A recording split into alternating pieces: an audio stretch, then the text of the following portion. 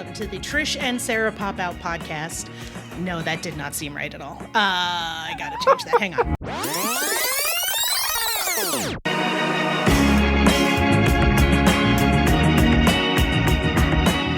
on. Welcome to the Trish and Sarah Wrestling Podcast.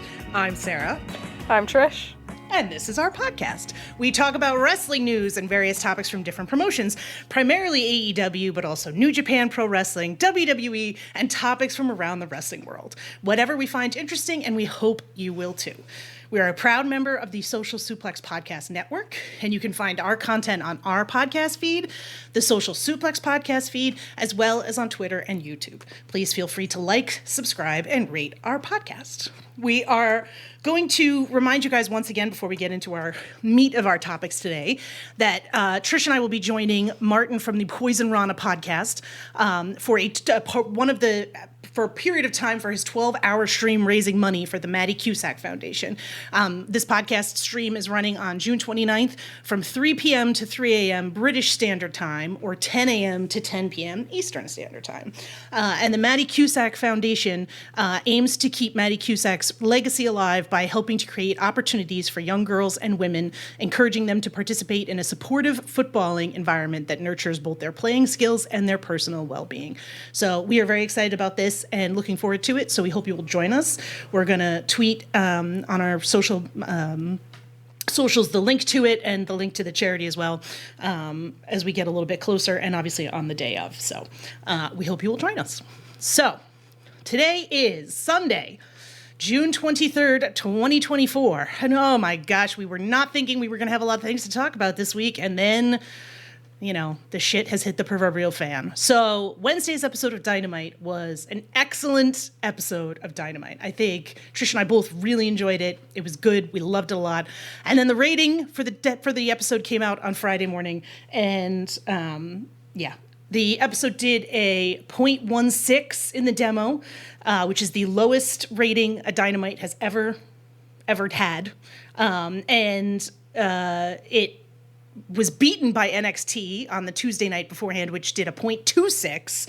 And they didn't even have any special people there. No insane Cody, no crazy AEW, no sexy Red. So yeah. And so as a result, we have had a lot of hot takes over the last 48 hours about this rating. And for the most part, everyone is essentially using the rating to say that whatever criticism they had already had of AEW is justified, which has been kind of leading to some spectacular takes across the internet and causing Trish and I to kind of want to pull our hair out. Trish, how annoying has this last 48 hours been? So, you're going to be clear, it's a bad rating. Yes. Okay, it's a poor number. There's no denying it. There's no pretending it's anything else. Are there things that played into it? Yes, but it is a poor rating. So we have to start there. There is just a tendency to want to burn the house down anytime there's anything like this. And what struck me is that, you know, there's this... So yes, it's the first time they had a 0.16. Is it the first time that they've dropped this amount in a week? No. This has happened a fair few times before. And there's different things. So, Thanksgiving, obviously one of the most obvious ones, that's caused drops all the way back in 2019 when it went from 0.39 to a 0.26. You think about it in... 2020, they went from a 0.37 to a 0.26, and even in 2022, when the episode was built around MJF and CM Punk, they went from a 0.37 to a 0.31. It's one of those things. So we might as well just talk through kind of the things that play into this rating potentially. Yes. And then kind of what it means and what it doesn't mean. And we don't normally talk about an individual rating because there's just no point. That you have these things that they're outliers until they're not. Right. So while they're outliers, you have to treat them like outliers. And we've had kind of a consistent pattern with a 0.28 a couple of weeks ago. That was actually, you know, is that an outlier? We'll figure that out in a few weeks. But it's the same with this one. And it was on a new holiday. So this holiday came in 2021, Juneteenth? Yes. Yep. Yes, so Juneteenth is in the United States. It is a federal holiday that was it's a existing holiday to celebrate the end of slavery in the United States that was made into a federal holiday. And for the United States, that means that the federal government, state governments, all of those folks were off on Wednesday. But usually what happens if we get a new federal holiday, a lot of places don't adapt it right away. So a lot of private businesses had work as normal. Okay. So you have that element, and there's only been, say, 3 previous federal holidays. One on a Saturday, one on a Sunday, and then last year was a Monday. So naturally, the first thing you do is look at the raw number. Last year's raw number was actually up on the week before, because it had less sports competition potentially. So it's hard to kind of judge whether that had an effect or not. We just don't have enough data. There is not enough data points to say, comprehensively, whether that had a huge impact. I know there's been data come out of WBD that's showing, a lot of networks were down. TNT was down over 70%. But other networks, not so much. See, we don't know. Anybody that says, they categorically say, sorry, but if you categorically say that this was, had no effect whatsoever, we don't know that yet. There isn't a significant enough trend or non-trend to actually be able to judge that. So I'd just be really careful with saying something like that, because as this holiday becomes more of an institution, that may change. It's like anything. The first few times, things can be different. So I just think it's definitely something that you have to factor in, and we have to kind of consider in the background. But I don't think you can say categorically either way whether it had an effect or not. So the next thing we always look at is competition, right? So I know that there's been a lot of people saying that Dynamite finished 3rd on the night. It's not quite right. So we have a bit of an information problem at the moment. So similar to last year. So last year we lost Showbuzz Daily.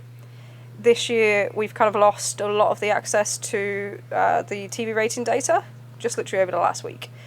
So we're people using Programming Insider, but that only really shows prime time. So we're not getting kind of all the information takes. So Dynamite actually finished 9th, so slightly lower than where they normally would. Normally, they've been finishing 2024 Q2, they've been finishing 4th. Last year, Q2, they were finishing average of 5th. Big difference last year, you had Vanderpump Rules, which just destroyed everything. But so they finished behind College World Series, which they had last week as well. Euro 2024, which happened at 11:42 in the morning US time, and another broadcast of Euro 24 finished in 5th at 8:43 in the morning, not 8:43 in the evening. That's something else. That's a mistake that's out there. But also more college baseball, Sports Center, Expedition Unknown on Discovery, and another bit of college baseball. The key thing is, so when you look through the TV competition, a lot of it isn't head-to-head, but it will affect them in the rankings. And do you remember last week when we talked about why it's not a good time to be champion? Yep. And everyone thought I was insane? Yep. Right. This is what I'm talking about. There is far more competition in terms of the cable ratings and rankings, more importantly, than there was last summer. And you also had, had Olympic trials on over on NBC as well. So there was significant competition. That sports competition from the Olympic trials is a bit more heavy than what we've been used to during this period. And we normally seen a decrease in June for AEW consistently over the last few years, except for 2021 where they were preempted. So there is competition. Is that enough to justify this sort of loss on TV alone? No. So what else was there, Sarah? Seeing as you're the chief of pop culture now. So, Kendrick Lamar hosted the Pop Out, which was a concert that was aired live on Amazon Music and was quite the cultural event. It was all over social media. It was everybody was talking about it. It seems to have done pretty significant numbers for Amazon, although obviously we don't have ever access to those. And, you know, just anecdotally, there were definitely a bunch of people who, at least on my timeline, who normally watch wrestling, but were instead talking about this concert. So it's definitely something that I think, again, this is where it becomes so hard with this TV stuff sometimes. As streaming becomes more prevalent and as we have bigger events on streaming like this, the lack of data about who is watching it and where are they coming from can prevent us from truly understanding, like, where's this stuff being stolen, right? Where are these numbers coming from? And it's possible that Kendrick Lamar's concert had nothing to do with why nobody was watching Dynamite. It's possible that it was, but it's impossible for anyone to fully know, and anybody who's asserting one way or the other that it did or it didn't 100% they're confident, you know, I get, like Trish said about Juneteenth. Thank you. There's no way of knowing this for sure because, again, we don't have this kind of historical data in comparison. Do we think it probably did have something to do with it? It seems like, but again, it's difficult to tell. Yeah, so what do we know about it? We know that over 200,000 people watching live at some points on Twitch alone. On Twitch? On Twitch, secondary to the Amazon Prime stream, which is your primary stream, which we know how many people watch NFL football. It's not like it's a small amount that have access to that. Something else that we do know is from looking at the Google trends is that there was, on Wednesday, over 100 times more interest in that than there was Dynamite. This is not a small thing. You know, a lot of people considered this a cultural kind of phenomenon, something that was an event that they had to be kind of engaged in, a part of, a moment, and that takes it into the mainstream. And once you do that, then it can affect everything. And we've seen Dynamite get hit again and again and again by anything like in that sort of thing. And we'll talk about kind of the loyalty factor and what you can kind of discuss from that. But the other thing is that when you look at the Google trends, it also tells you kind of which areas of the country are kind of most engaged. And obviously California makes most sense. Clearly. But we've seen Dynamite get hit and Rampage and Collision get hit very hard with big kind of West Coast competition, especially with the baseball when it's the Dodgers. So that's something to keep in mind. You know, you've got DC, Georgia, New York. And we've seen, obviously, Mets Yankees this time last year, which is another one where they went from 0.33 to a 0.24 this time last year. Significant kind of competition in certain markets is much more damaging for AEW because of the spread of where their markets kind of lie than it might be for other programming. Yes.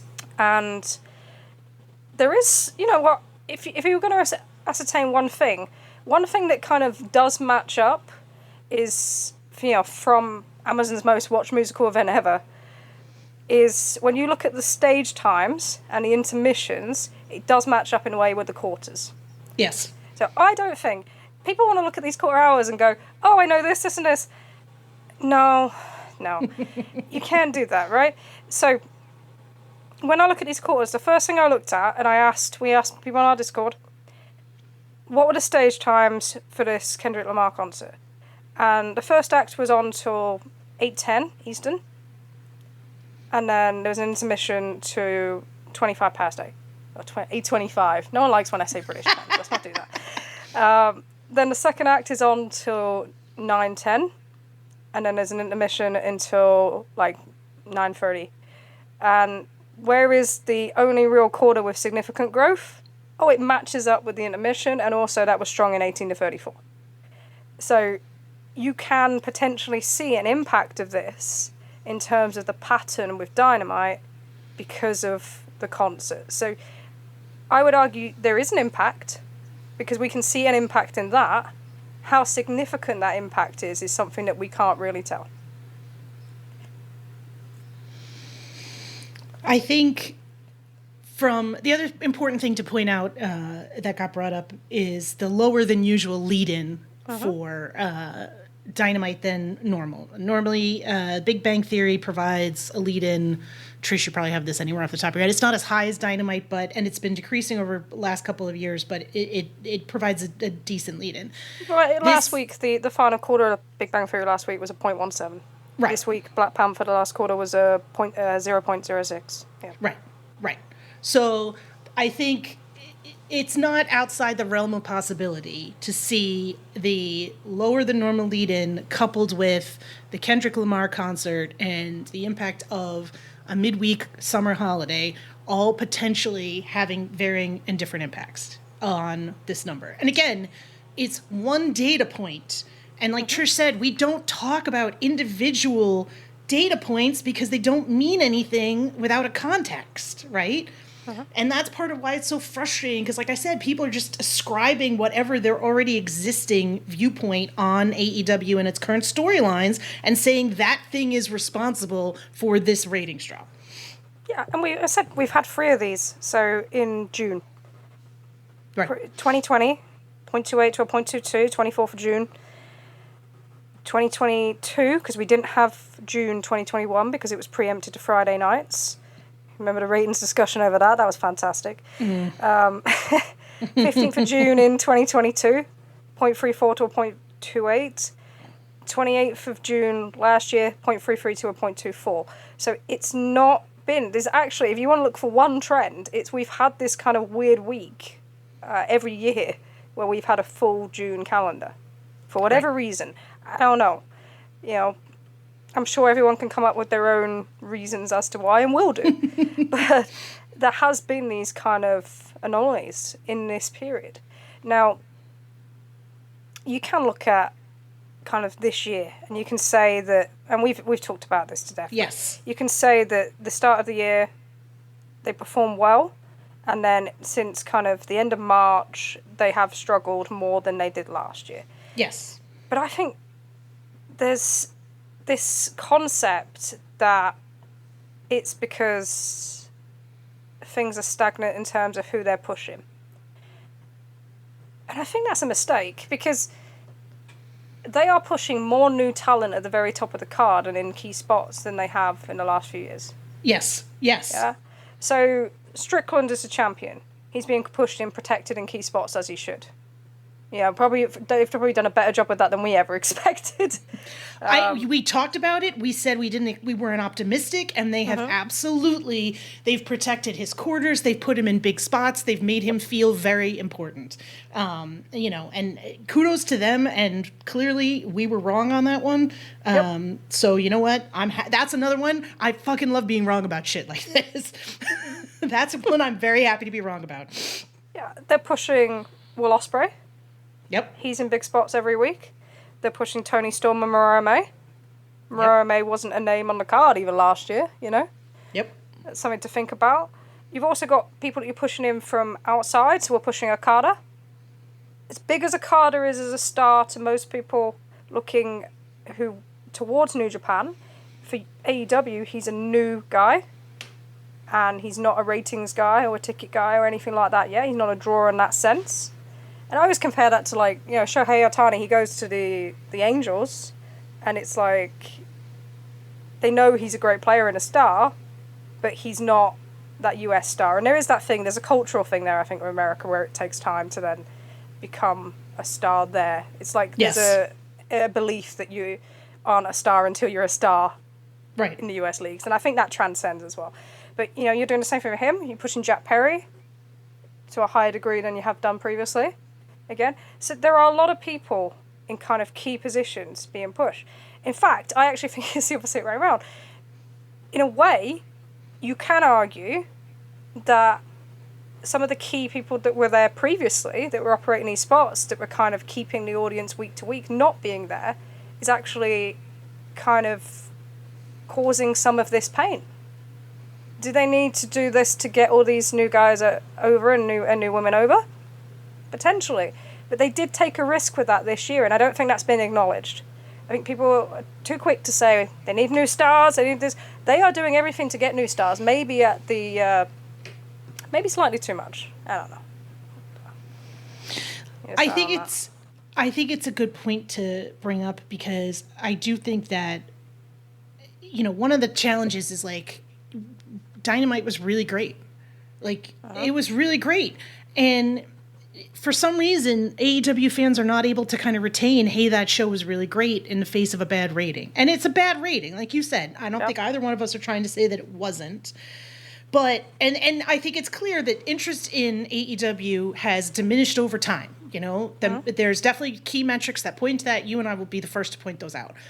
But it also feels like this has been happening for a while, and this rating has caused people to just freak out in a way that it's like none of these trends are particularly different today than they were last week at this time. No. So I'm not sure why, we're having, in some cases, I think there's some slight improvement in some of the trends that we've seen. And, Rampage had a great rating last week. Collision had a great number last week. And yet Dynamite had a bad number, and it's like, oh my God, they're dead, right? And it's just a challenge because I think one of the problems we struggle with as AEW fans sometimes is that everything has to be a home run, hit it out of the ballpark every single time, or there's no point. And that kind of discourse just gets so exhausting to deal with and engage, and, to the point where you almost become annoyed by yourself. Because I think there's times where I'm like, the show was good. Why are we talking about negative shit when the show was good? The thing that makes them more susceptible is that they have what they call like heavy viewers. Right? Yes. So the people that watch AEW tend to watch far longer than those that watch WWE, who tend to be light or medium viewers. And that means, so when you see that, say we see an 800,000 number, that's the amount of people that have watched the entire of that product added together in some way. So with WWE, they have far more people coming in and out, so far greater a base to pick from. And that's why you see that kind of large Q5, especially if like you'll see on NXT, it can be anything in a Q5, and NXT's Q5 goes whoosh through the roof. And it's because you've got these people coming in and out. Whereas with Dynamite, they tend to watch 60 to 75 minutes, and then that's it. So when you lose to competition or to something else, you are losing a far lesser amount of people than what you may lose from WWE from one rating to another. But because they watch longer, it has far greater impact. Does that make sense? Yes. So because they watch so much content, they're more loyal in terms of how much AEW they watch when they choose to watch AEW. It then creates a much bigger impact. So you're going to get much more volatility. I think that's what I'm trying to say. That's just a danger. And that comes from having this audience that is, and we see it with the pay-per-view conversion rates. Yes. They are much more loyal to them and much more kind of willing to convert their viewership into paid money. But it can lead to stuff like this. And, it was predominantly in men. Men down 40% on the last 4 weeks. Men 18 to 34 down 45% in the last 4 weeks. And then men 35 to 49 down 30% in the last 4 weeks. Female 35 to 49 was down 34%. A lot of that will be Big Bang Theory. So we always talk about the person that goes into quarter one is there generally to convert as many people as possible from the Big Bang Theory, and the predominant age group in the demo that will be part of that is women 35 to 49. That's why Moxie goes in there, Paige goes in there, now Max is going in there, Copeland was in there for a bit. So that's why they use that for. So you can see kind of where that is. Men 18 to 34 was 34,000, so very, very low. The biggest thing I want to say about this is that sometimes the number doesn't come back straight away. I think there's a tendency that if they don't hit like a 0.24 next week, it's going to be like the end of the complete world. Oh my God, I can already hear it. Yeah. I can already hear it. I probably could do like a fill-in Mad Libs for various personalities of exactly how that's going to be responded. Oh God, help me. Yeah, so after Thanksgiving in 2019, they didn't kind of recover them next few weeks. They went from 0.26 to kind of 0.28, 0.25, and then didn't jump back up to a 0.36 until they were unopposed by NXT, that very last Dynamite of 2019. And it's been similar. So when you look at the Thanksgiving one in 2021, where you have the MJF and Punk promo, the next few weeks, because of heavy competition as well, don't jump back up. And it's not until we get to the turn of the year, after winter is coming, after we've done kind of a number of different things, and we get to the kind of rematch and the first TBS show, that number jumps back up. And we see that consistently. So, and there is competition next week. There's the NBA draft, which is going to be dual cast, ABC and also on ESPN. We've got Venezuela-Mexico game in the Copa America, which is now started. So that's the second football tournament. I'm not calling it soccer. Behave yourself. It's the second, big football tournament that's going on there. Mets-Yankees is not being broadcast on ESPN as far as I'm aware, but will hit them locally in that market and destroyed them last year when it was national. And the Grimace Mets are good now, by the way. Well, sort of good. Yeah, you're still trying to get out of it, but it's not happening. But they do lose the Olympic trials. So there isn't Olympic trials next week, which is one less thing to worry about. They're also hitting the rankings. They will be hitting the rankings by the final group stage games of the Euros as well. So there are still challenges. There are more challenges this summer, and I keep saying this, than there was last summer by an absolute country mile. So when you look at this number next week, you don't expect it to kind of jump back up significantly. It may do, but don't be surprised if it doesn't. The week after, they have slightly less challenges that they've avoided, thankfully. Copa America semi-final won't have any other significant kind of thing, but it is night before 4th of July, so you have to factor that in. But this is why momentum is so important. And I think when we look at last year, people say, how are they so strong last summer then? How are they so strong last summer? And I think the key is not last summer. The key is when they came out of 2022 summer, and in August, you got Punk back, you got Kenny Omega back for a short period of time. And they started on these programs, right? They didn't go flying back up from what they were doing pre the playoffs in 2022. And then Punk Moxley episode did a 0.34. It was not a high rated episode. Yeah, 0.34. So it didn't happen.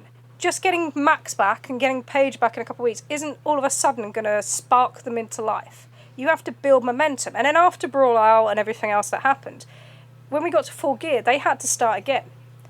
And what we saw after Full Gear, so we saw the best of 7, and that was a huge ticket mover, which, people say tickets come before ratings. We had a personal feud between top people with Moxley and Adam Page. We had the start of the Orange Cassidy title run. And all of these things, whether it be BCC versus the Elite, whether it be Orange Cassidy's title run, or it become Max becoming champion and then kind of finding something with Adam Cole in the summer, they all begin in October and they gradually kind of build and they build and build. And that's why they got to last summer, they were really strong and they could hold up against that competition. And I think we undervalue what they achieved last summer. I think that's fair. Do. I absolutely and think that's fair. This summer you've got unproven people at the top. So we've got a Strickland Ospreay program at the top, not traditional draws. Face versus face as well, but I've given up trying to argue that one. What else has we got during this period here now? Moxley is doing what with Tetsuya Naito? That's a bizarre thing. He wasn't on this morning's card either, so there was no promotion for that match whatsoever, which is actually the match that sold the most tickets for the after the announcement for this show. Sold more than Forbidden Door, for Forbidden Door. Sold more than the week after Swerve and Ospreay was announced. Just sold more than the last 2 announcements with Danielson, Shingo, and Max's match being announced. So that's crazy. It's similar to last year actually, where they had a huge rematch on their hands with Ospreay and Omega and kind of treated that as secondary as well. So that's kind of a thing that's not a great point that's happened a couple of years in a row now. But there isn't anything really that is high interest that's going to keep people there invested week to week. It may be something they're building to. And now you can see the kind of the building blocks in place, if you will, for this summer. But we are not in the same place. They are not in the same place in terms of what they are able to present. And we can discuss it. We've discussed, how many times have I come and said, look at what's happened in these last 2 years and, the follow-up on this, and this is going to impact. Well, this is the impact. Yes. That's what we are now. And is it ideal when they're negotiating TV? Probably not, but I don't think that's as drastic as people want to make it out to be either. So.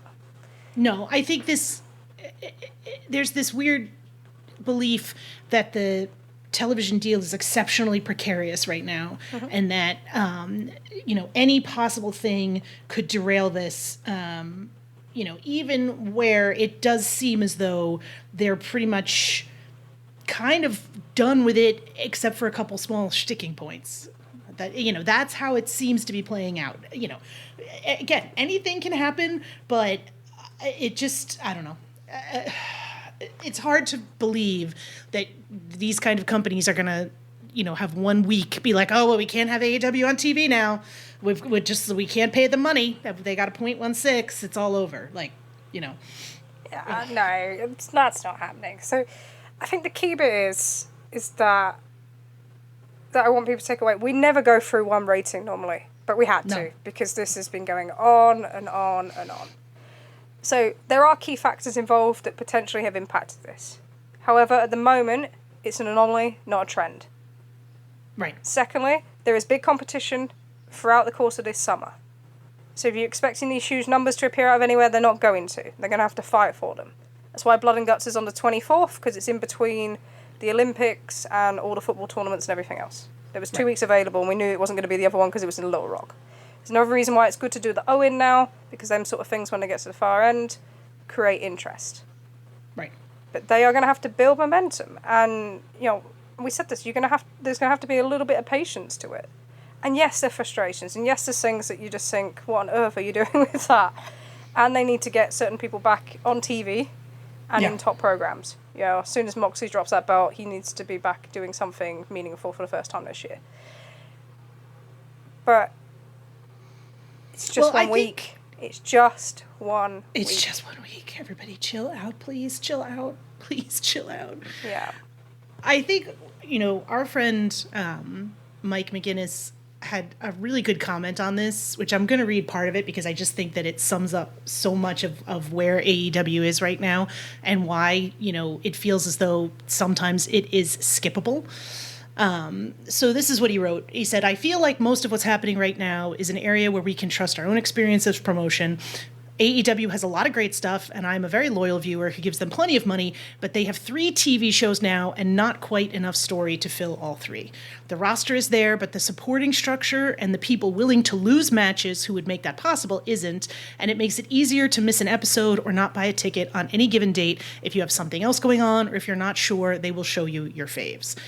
They came to the local area, they put on a great show with the people there, and I didn't go because I was sort of busy, and this was unthinkable a couple years ago, but not a sign that I don't care anymore.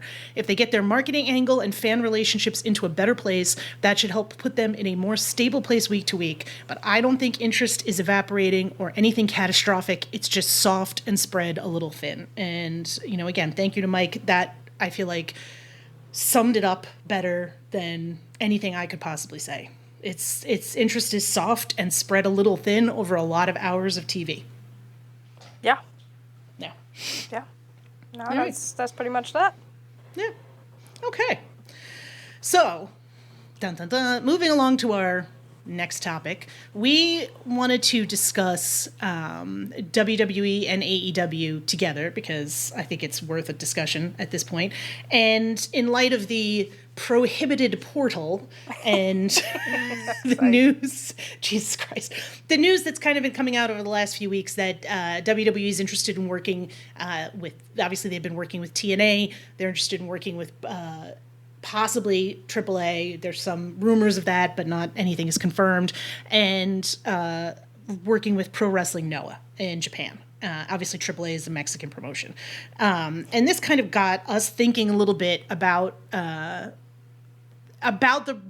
differences here and what WWE might be trying to do with this.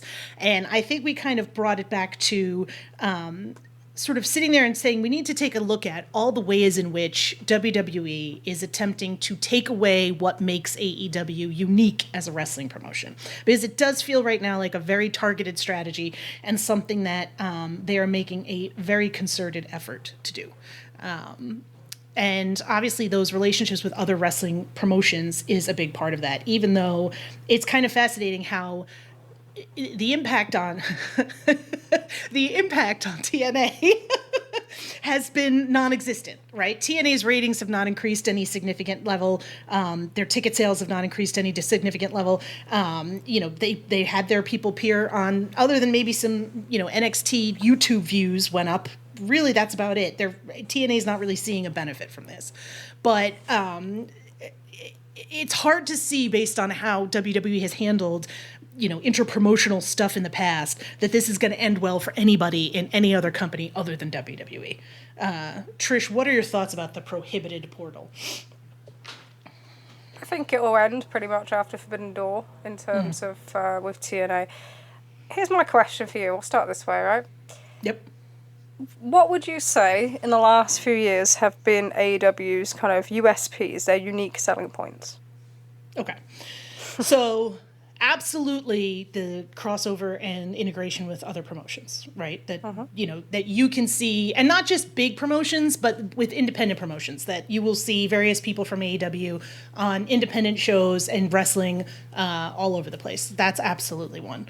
I think, at least in the beginning, the fact that AEW did not shy away from the word wrestling and liked talking about how they liked wrestling, and wrestling itself was something that they felt was very important, seemed to be stressed by them.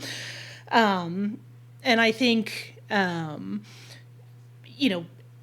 sort of a gratefulness for their fans is a thing that I feel like AEW was a strength of theirs, is something that they did not share with WWE. Would probably be the top. Those would be the top three. Okay. And I have a big one at the end, but I'll save that one for right now. Is it the one in capital letters? Yes. Let's save that talking point for the very end. Yes. Okay. Yeah. So what it is. So we're looking at this as potentially of how have WWE identified these things and tried to take these USPs away. So the things that we perceive that made AEW different. So whether it be working with other companies, which at the time they had kind of shied away from, whereas they had been kind of very much within the UK scene, 2017, 2018, and then all of a sudden it's like we have NXT UK now, so now we pull away from all the other companies. And just in general, especially once Triple H was kind of removed from NXT, that became much less proficient. So, yeah, that is something now that they look to get back on. And it's kind of like a Cold War thing, because you can gain influence in the world. I think they've recognised that we don't need to go and build an NXT Japan. We can work with Noah through a Beamer for our TV partners, and we can have a substantial influence in a market that is struggling compared to where it was years ago, whether it's through the currency or just through losing talent to US companies or losing influence globally. So it gives them an opportunity, but my question is on this is, they're doing these sort of things. So yeah, they're doing that. We're now seeing blood back on kind of TV. We're seeing them use the word wrestling, identify wrestling history, all these little things that people maybe lapsed onto. But how much of this is to hurt AEW and how much of this is to help their own growth?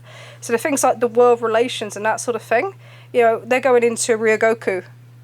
They've also, I think they've got 2 dates of Ryogoku next month for WWE, and one in Osaka. They have a TV deal with a Beamer where their numbers are not anywhere close to kind of New Japan levels. So it helps them to put someone like AJ and get the promotion on the show for their business, not just to hurt AEW.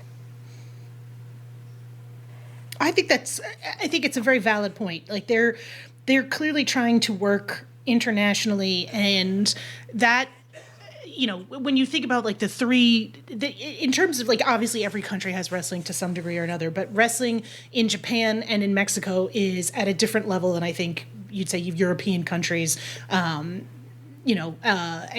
trying to get their feet in the market where there's already an existing high level of wrestling is different than trying to just go run a WWE show in Berlin. Yeah, and the Berlin's an interesting one because they they got caught out last year. So with All In last year, they'd already announced, sold Clash at the Castle at the O2. Yes. They'd organised their plans for the rest of the year. They were caught out by that announcement and they couldn't counter it.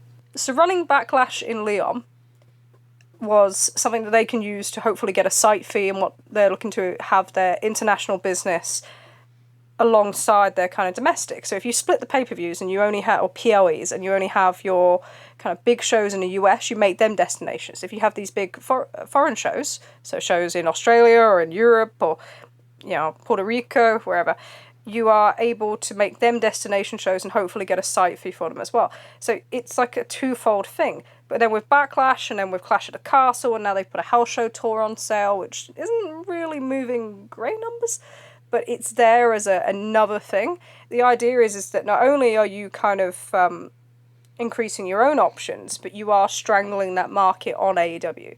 So everything feels twofold to me. I guess yes. That's the point. Yes. It's like, it's not just we are doing this to spite AEW and to keep removing everything that helps them. It is that we are doing the things to actually make our business stronger in a way that corrects kind of the criticisms and the failures and the things that our fans of that product were unhappy with previously. Right. And if we can fuck AEW over while we're doing that, perfect. Yeah, absolutely, right? And it's the same, though. So here's the bit with the fan engagement bit, right? And this is the bit that comes to ratings as well, and comes to everything really, is when you see kind of talk about WWE and how it's hot, quote unquote, or how like these things are happening, and you're looking at the names involved and you're like, Solo Sikoa, and we're going, whoa! It's because they have rebuilt their relationship with the fans in the last few years. Yes. In a way that AEW haven't. So AEW faced criticism for transparency, especially in the wake of everything that happened with the Bucks and Paige and Omega and Punk and whatever. They have become more insular. They do not run many fan events or meet and greets or anything of that sort. And some of that may be because they have a lot of people wearing a lot of different hats, and the expansion with something like Collision without having kind of a new TV deal will mean that some of these things are pushed back in time for now, but it doesn't help them now. No. So the perception is, and a lot of this is about perception, right? Yes. So the perception is that WWE is friendlier. You can engage with their talent on social media. They're more across social media platforms. They're not just kind of stuck playing around on Twitter. They're engaging with TikTok, with Instagram, you know, with YouTube, which is kind of changing as a medium, not as strong as it was, but they are using all these different things. They are doing rallies at these events. They're doing meet and greets in terms of like WWE World, I think is the new name for Access, so like WrestleMania style events. So they are making these shows destinations, but they are making their audience feel part of it. And that, you know, it coincides with the way the shows feel as well. So when they're doing their whole yeet dance, what's the yeet dance called? Is it? Oh God, I don't know. Someone has to tell me what the thing they do. I wish that the audience could see that you are waving your arm around. I'm doing that thing, right? They go like that, She's don't they? doing the yeet dance. They do that yeet dance thing. They all line up and they do that thing. It's like the Wyatt lights and stuff, yeah? Yes, so yes. When they go to these shows, it feels like an experience. And if you recall, you know, we think about the start of AEW, we had, you know, you go and you'd sing Cody's theme, you go and sing Jericho's theme, and, you know, whatever, and like, oh, you can share a beer with Adam Page, or there was so much of that interconnectivity that isn't there now. And that, so the perception is that they are providing a better offering for their fan in terms of an experience than what AEW is at the moment. And that sort of thing is pretty important, because we live in an age where, you know, we don't really sell tickets on name alone so much now. No. And it feels like we sell like three things. So controversy, nostalgia, and experience. That feels like the three driving forces in terms of what kind of keeps people's attention, but also what gets them from I'm just watching this on TV to I'm going out and buying a ticket. And I think those are kind of critical things. But when I think about the perception thing, I think about some of these things, it's not about the things that they've changed, the things they've done. It's that perception that they're doing these things better. Yes. Right. So in New Japan, in the kind of early to mid 2010s, they didn't really change a huge amount about what they were offering. It was slightly less strong style. You had some new people coming through. Kenny Omega, Kota Ibushi coming in from DDT. Tetsuya Naito in and out. Osaka hated him. Now they love him. Work it out. Okada, coming back, getting his monster push. But the key things for them is they didn't change their offering. So people noticed and they said their camera work and the way they shoot the shows is better than WWE. It was perception. It's better. The way they push talent, they elevate talent, it's better. The standard of wrestling, it's better. It's not like... The key thing for them was it became more accessible. Right. So then when there was this kind of disenchantment with WWE and people were looking for different options or just wanted to get into... And then the other thing was the social media stuff. So the BTE stuff and that, they were ahead of WWE in that sense. So, and this is what we see. So the idea that AEW is a challenger brand... Well, challenger brands, what happens to them is that the people they are challenging start looking at the things that have got them to that point and adapting their business. So then you have to change it again. So are you a challenger brand, or do you become an established brand where you have to establish your USPs as you are, not in relation to the brand that you're originally challenging? Well, I think that's a big moment of identity crisis for AEW, right? And you see this a lot. We see, it's a struggle and it's a catch-22 for AEW, because if they try to do something and it has the slightest relationship to something WWE has ever done, it's immediately like, oh my God, like it's if they hire someone from TNA, oh my God, we're going to get this. And, if they hire someone from WWE, oh my God, they did this. And now every storyline is the fault of that one person. And it's all terrible and blah, blah, blah. And that's, weirdly... You look at something like the Wyatt Six debut on Monday night, right? And you look at the way that right now the WWE audience responded to that, and the way that an AEW audience would respond to something, any new storyline that starts or any angle that starts. And the difference in the reaction is just kind of, it sort of encapsulates it, right? You can watch that presentation and the people coming out and the murder and everybody is going, what the hell, this looks absolutely ridiculous. But their fans went nuts for it. They loved it. They thought it was spectacular. And then meanwhile you have like even a slight angle on AEW and people are like, oh my God, this is garbage. Why are we doing this? This is WWE shit. This is terrible. They have to stop this. This is unacceptable. And it's kind of like, it's almost like there's no opportunity to just do a thing and see what happens. Like, it has to be immediately, and like, I think this comes back to what you talked about when you said that WWE fans just trust what WWE is doing right now. Like, they believe that they're going to be rewarded. They're going to get something as amazing as the Bloodline, and they're going to get something incredible. And it, who cares if it's a Tonga or Solo Sikoa or Jacob Fatu? Like, it's going to be the greatest thing we've ever seen. I realized you said it's a Tonga. Do you know the new names for the Tongas? Yes. Okay. I don't. There's so many of them. Tala Tonga was the one I was losing my mind over. It's just one of those things where it's like, Joe Hendry, for Christ's sake. They went berserk for frickin' Joe Hendry. Yeah. And like, that's fine, but like, and meanwhile you get Hechicero and everybody's like, MJF shouldn't be facing Hechicero. Like, Jesus Christ, dudes. Like, I don't know. Like, nothing. It's trust. Yeah, it's trust. That is the basis of this. And whether it's because of all the things we mentioned where they've struggled, or whether it's booking. At the moment, where we are currently, WWE fans trust the booking of WWE. Right. They trust that if they invest in somebody, they're going to be rewarded. Right. Now, if WWE tells them the reward is lesser than what it maybe should be, then they'll just go with it. Right. They have that trust. That trust that they didn't have with Vince McMahon. And they didn't have in 2010s with, Zack Ryder, Dean Ambrose, Daniel Bryan, CM Punk. You want to name it, They didn't have that trust. They now have that trust implicitly. So they can do anything practically. That's how it feels. No matter how kind of dull we might look at it and go, what the hell is going on, or decisions or run-ins, or a lot of the things that AEW get criticised for, we now see on there doesn't get criticised. Because you are battling also the fact that they trust their audience more, whereas the AEW audience does not trust the AEW booking at all right now. No. It doesn't.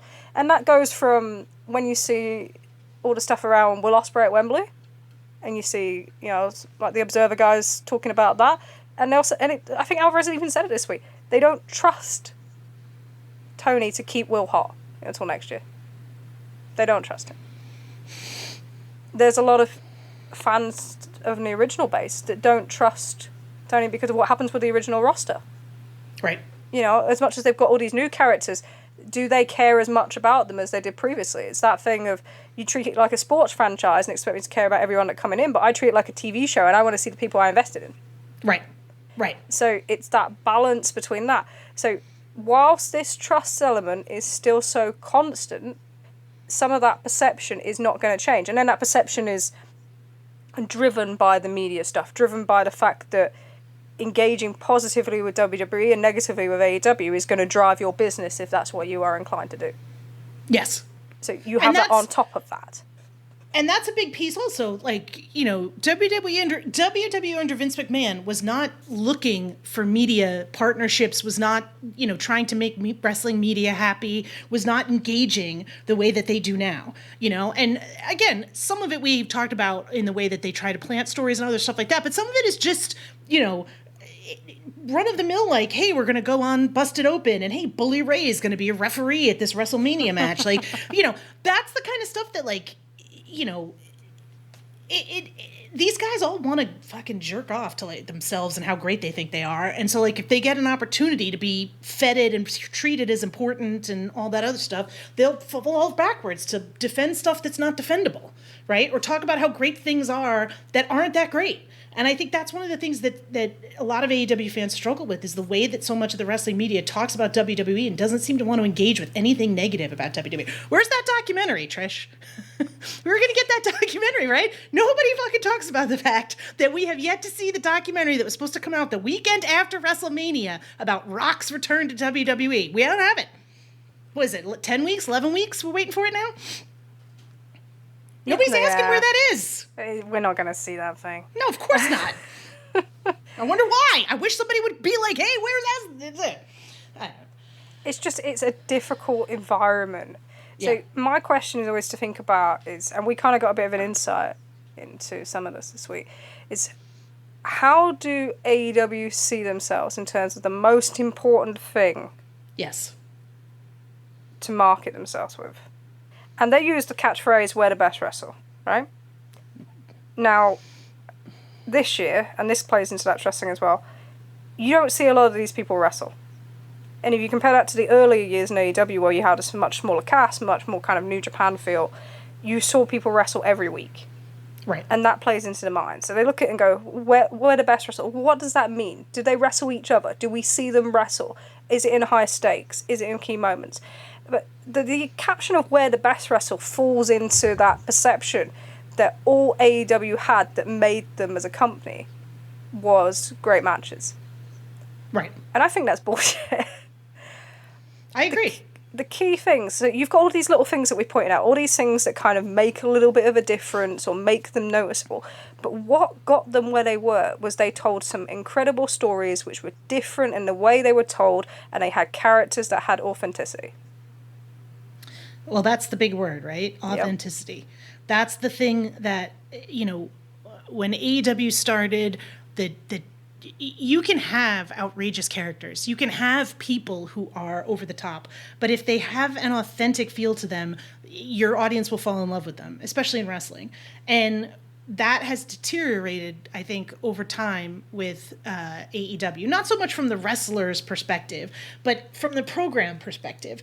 And I think WWE, I struggle to see that authenticity, but I think it's coming across as less fake than it did under Vince, because it does seem as though the wrestlers are more involved in their own creative and more excited about what they're doing in a way that it doesn't feel quite as labored. And the language is obviously different, and they're doing more of that, shoot tie. They've always done the shoot style stuff, but in this particular instance, it's a little bit, more realistic. And I think a lot of that makes it different. And, if you said to me, like, if I look at this past Wednesday's episode of AEW, and one of the things I liked about it, that 8-man tag to me, and what Brian Alvarez always calls a party match, right? That is like an AEW calling card, the party match. And you don't have as many of those on the shows as you once did. And it was kind of awesome to see just absolute batshit insanity of a bunch of guys having a really good time wrestling each other, right? And the multiple story beats playing out in one match, right? Because we had multiple story beats playing out in one match. It was just a great, authentic storytelling and wrestling moment. And that's the kind of thing that, like, you know, if I'm Tony Khan, like, I'm building my brand around that kind of stuff.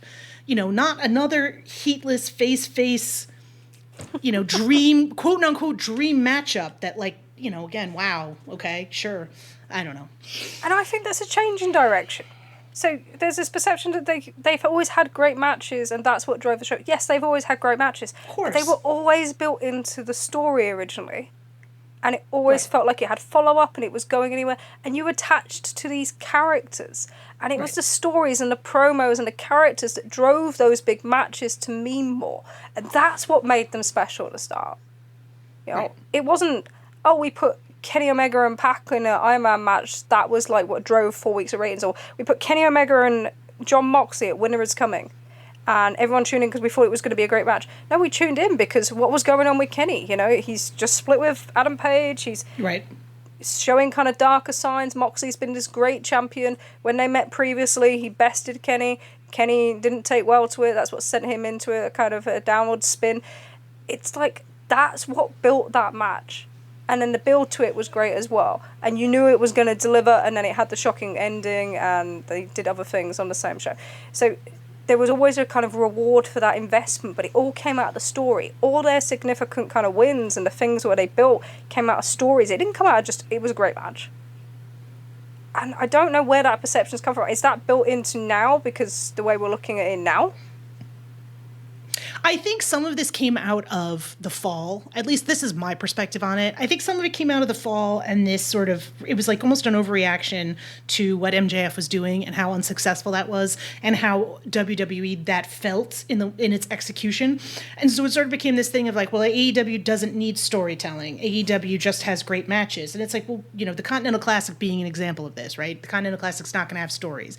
But the Continental Classic was fucking chock full of stories. The whole thing was a giant story. But like, it's this almost weird badge of pride that I feel like some fans have where it's like, we don't need to be told a story. And it's like, well, you may not need that, but the vast majority of people who want to watch a television show would like to be entertained, and just guys doing moves in a vacuum isn't going to cut it. And I'm not trying to say that in a Cornette type, you know, bullshit way, right? These guys are incredible athletes. But there has to be a point to all of this. There has to be moving towards something. There has to be a reason for me to get invested in it. Yeah, and the stories have to be well told.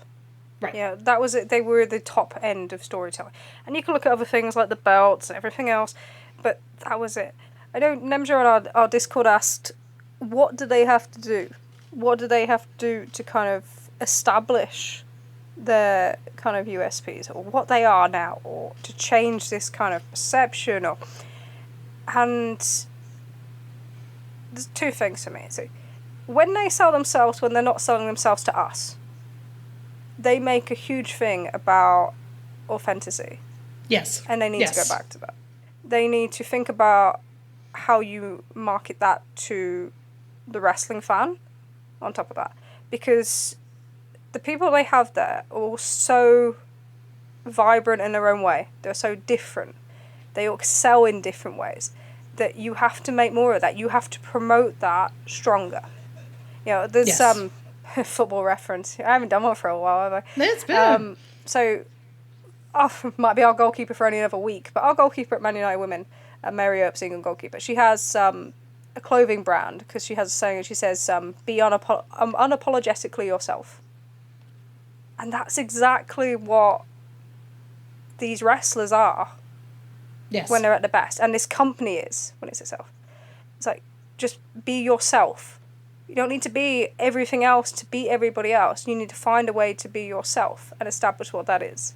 What was that thing Moxie said on RJ City? It was about something completely irrelevant, but it was like, just pick a path. just pick an identity and stick with it. And that's actually kind of where they're at right now. But the biggest thing for them is to rebuild the trust with their audience. And some of that's not going to be straightforward, because the biggest focus in that company right now is the TV deal. Because that's the lifeblood, and I get that. But that's what you're going to have to look for from there. You have to start rebuilding that trust. And that comes from booking. That comes from, fan engagement. It comes from delivering on what you set out to do, not advertising 10 people on a poster and delivering one. I think Dave finally picked up on that. Jesus Christ. We've been discussing it since back in September, but I don't know. Yes, but no, I think our first episode we talked about that. But that sort of kind of false advertising feel where you don't get what you were delivered what you thought you were going to see, it's so critical, and it's so easy to lose someone than it is to make a fan. Yes. So that's what's so critical. What do you think they need to do to establish kind of their USPs and rebuild trust with their market? Just an all-encompassing question. No, right? Easy. For me, it's twofold. I think that one of the things that is positive about AEW, I think at least as far as the wrestlers are concerned, is that there does seem to be a lot of freedom, and that people seem to have the ability to sort of direct a lot of what they want to do. But I think sometimes the downside of that is that without kind of a singular vision, or at least an overriding vision in a couple of key places, it can, easily feel like not everybody's on the same page, right? And, or storylines seem too similar, or, as Mike said, some people just don't seem to want to lose in certain ways that might make it better for everybody, right? And I think that's a part of it. I also think that as the show has grown, and as obviously we've talked about Tony's booking foibles, which are things that you start to notice after periods of time, I think it sort of seems to become clear that there are wrestlers and styles of wrestling that he really likes that maybe his audience is not as invested in. And it would be, I think there's a benefit sometimes to stopping and looking around and being like, hey, I really like this, but not everybody who wants to buy a ticket to my show is going to do that if I do this. So maybe I should think a little bit more carefully, kind of learn a lesson from Vince McMahon, maybe, right? Yeah. God, but that's probably my biggest comment. But again, one of the things that gets talked about all the time, and people just throw out these facile answers to stuff like this, is everyone's a human being, right? It's so easy to be just do this. And maybe there's a bunch of valid reasons why they haven't that I don't know about. And I think it's important to at least say that, right? Getting someone to do something that they don't want to do can be a challenge. And I think we've all experienced that. So, I don't know. I think you have to, you're never going to have that. We talked about the startup mentality versus the challenger brand mentality versus the, right? We're now out of that startup mentality. And if they get this TV deal set straight away and it comes in at the money that they want it to, they're going to have to move on to phase 2, right? And what does phase 2 look like? And I think there's probably a vision for phase 2 from behind the scenes, and you'd hope there'd be a vision for phase 2 in front of the scenes as well. And where the best wrestle is, it can't be it. It can't be. Yeah, it's soulless. Yeah, it's just a soulless comment that doesn't resonate, especially when you don't see people wrestle each other on a regular basis at the top end. Especially some of the people they're putting out there, because some of these guys I love, but you look at the Collision lineup last night, it's like, did we see the best wrestle?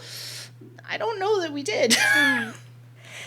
Yeah, that's a grade A example of not delivering a good enough live experience. No, there will be people back if that was the show I was there will be people that absolutely enjoyed that show. Yes, and fine. But in terms of a live offering, in terms of what you have as a roster and what you gave to that audience there, yeah, you wonder why they down market to market so much. That would be quite a good reason. You have to kind of attack little things. So the same way that you found all the little things that made you different at the start, you have to do the same. So when a lot of this is going to be held back until the TV deal money comes through, and that's not going to come through to 2025. Right. That's quite an Even important if point. that's an important piece of this. Even if they get this TV deal and it's announced tomorrow, right? And with Trish and my luck, they would announce it like like half an hour after the episode drops. But even if that happens, the money is not showing up until 2025. So that doesn't necessarily mean you're going to see that financially there's going to be an impact immediately on screen right away. Yeah, and everything is gradual. So I think it's been quite noticeable that with the merchandise department, I think people realise it wasn't just like one issue, that there was multiple things, and a lot of it's budgetary. But the one thing that they are kind of looking at that you can see some movement in is ticketing. So they've got a new team in there, and I've kind of been watching numerous maps as of late, and you can see a difference. So it's much easier with pay-per-view, because pay-per-view you have established what that product is. You will establish what you are going to deliver with that product. You know that you're going to see all these wrestlers that you want to see, and they're going to wrestle. Yeah. So it's much easier to sell that as a live product. But the pricing is better. So we went through a period at the beginning of the year where there was just astronomical high pricing, and there was actually no comping going on for a little bit. And we actually went weeks without, so Jacksonville is a easy one to think of, where they actually went a week without having one standard ticket on sale. So the management of the kind of live event business from that side was just not there. No. And I know they had the transition and everything going on there, but we're seeing much better. So Forbidden Door has been managed really, really well. They've opened up sections as demand's increased.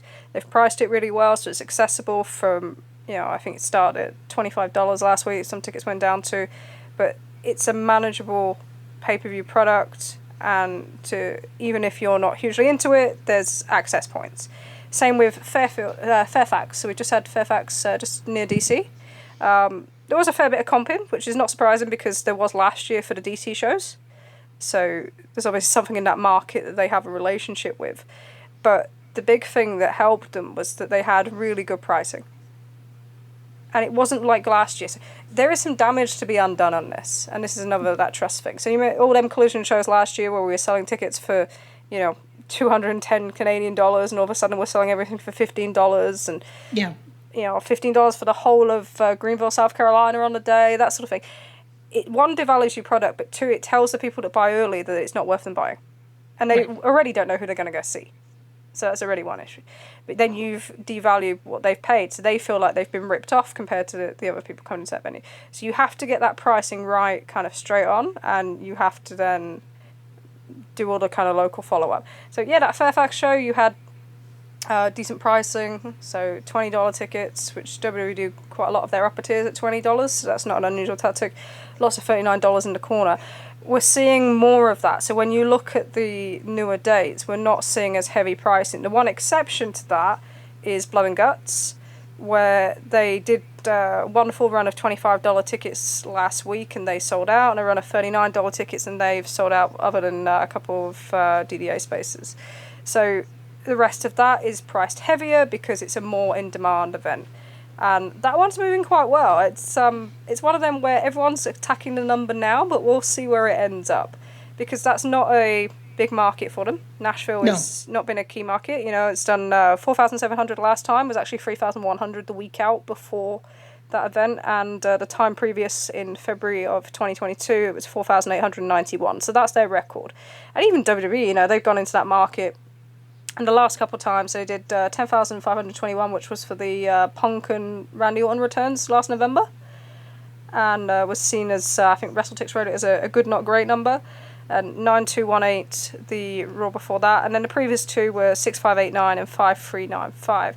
So the idea that Blood and Guts should have sold like 8,000 on the first day is just ludicrous in this market. They picked the market because it fits. They're doing that thing that they were doing in the winter of 2022, where it's logistically better to run that route.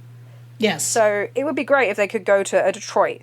It would be, and run that show there. I'm sure they could do a much greater number, but financially it makes more sense for them to do that kind of chain through the South, stay close to Texas, where they're doing the residency shows in Arlington, and then make their way round to... That last show being in Norfolk, Virginia in the US has just blown my mind. It's so funny. But yeah, it makes more sense. So Nashville is a logistical destination rather than we're going to sell 10,000 tickets. But I would bet, How many bets have I got now? How many bets have I got? You've got T-shirt bets. You've got a lot going on, girl. Yeah, we're taking too many bets. I will bet that will end up, and it's only been kind of in different ways. I could say there's been 4 Dynamite shows this year that have beaten the previous visit. So, Indianapolis was up like 6 tickets, so probably just go with that's level. Okay, so we'll cut that one out. Boston, do you think that there was more people at Big Business than there was at Blood and Guts last year? Yeah, it's difficult because of how many comps were involved. It's difficult to get a final kind of figure on that. But if we take it as that, there was 500 more at Boston this year if we take the figures, yeah? All right. But we know that the paid was higher for Blood and Guts.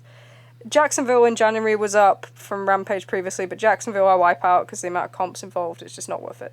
And then Toronto was up against Collision from last year, but down against a Dynamite visit. So you can potentially argue that we haven't really had one show that's definitively been up from the previous visit this year for Dynamite. And some of that's impacted by the fact that you're now splitting your live attendance between Collision and Dynamite. And that will always have an effect, and especially when you're losing, parts of your popularity, and you have a small base to begin with. We talked about heavy viewership with TV, that also then affects your live viewership. So you only have so many people to sell tickets to in that sense. So if once it becomes split, it's much harder. And we saw this, they saw this with when they added SmackDown. So when WWE was hot, they added SmackDown in '99. They then didn't split the brands to have 2 house show touring into 2002, into March 2002. And then they saw greater numbers in terms of the amount of people watching each, across cumulatively, but the individual average was down significantly. Actually, I've got that, because that one's been bugging me. Yeah, so in 2001, they ran 212 events for 2.3 million people going to them shows, average of 10,849. But in 2002, once you split the rosters, so you've got more events in that audience, 328. Yep. You had more people going, so you had 2.7 million go, but you only had an average attendance of 8,232. So I think we're seeing a similar thing with this.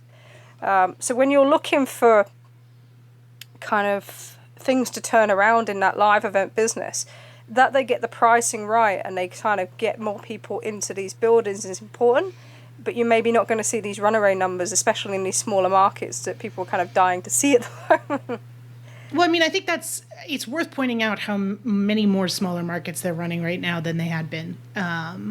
And how, the smaller market you run, the fewer people that are there to buy tickets for your show. As you talked about, not just from you have a smaller audience pool in general, but, there's less people in Cedar Bluffs, Iowa than there are in Boston or Chicago. Absolutely.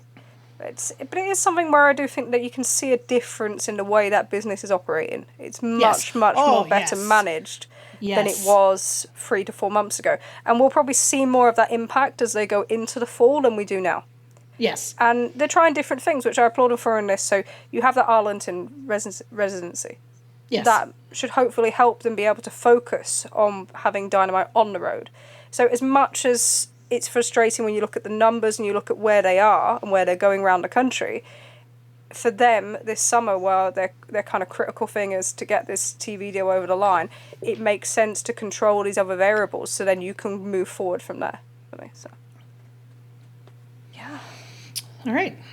That's quite a bit, actually. I didn't expect to kind of...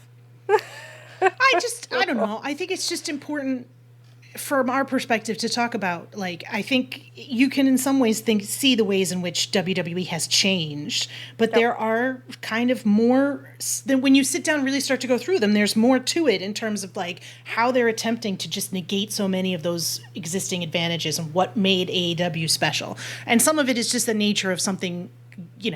I think for a lot of fans, one of the problems is you're chasing that feeling, right? You're chasing the feeling of having gone to Revolution 2020, right? You're never going to have that again. I say this all the time. How many times do I say I chase that feeling? Yeah. Yeah. And you just, a function of aging and having experience watching the show means that it's just much more difficult for them to surprise you in that way. And is it their fault, or is it, your fault for existing? We live in the world. We're doomed to disappointment. But I do, like, that said, there's clearly things that AEW could be doing to help them in this way and sort of take away some of the benefit. They're not going to be able to do anything about WWE following them into markets. They're not going to be able to do anything about WWE, you know, and its prohibited portal bullshit, which, like you said, how much of this we're going to see after Forbidden Door's over, you know, probably non-existent to minimal, but there's probably a better awareness or a better ability to communicate what you do better from a creative side. It doesn't matter what WWE does, and I think that's the thing that people said a lot. Focus on yourself and don't focus so much on them. Yeah, and it's hard because the fan base and the media mentality is to do that. Is to continue to create this conflict, and there is a conflict. Don't get me wrong, but it's. You have to work out what are we best at. Right. Not how can we be better than them at this, and this, or how can we be different. What are we best at, and how do we make that the kind of centerpiece of our show?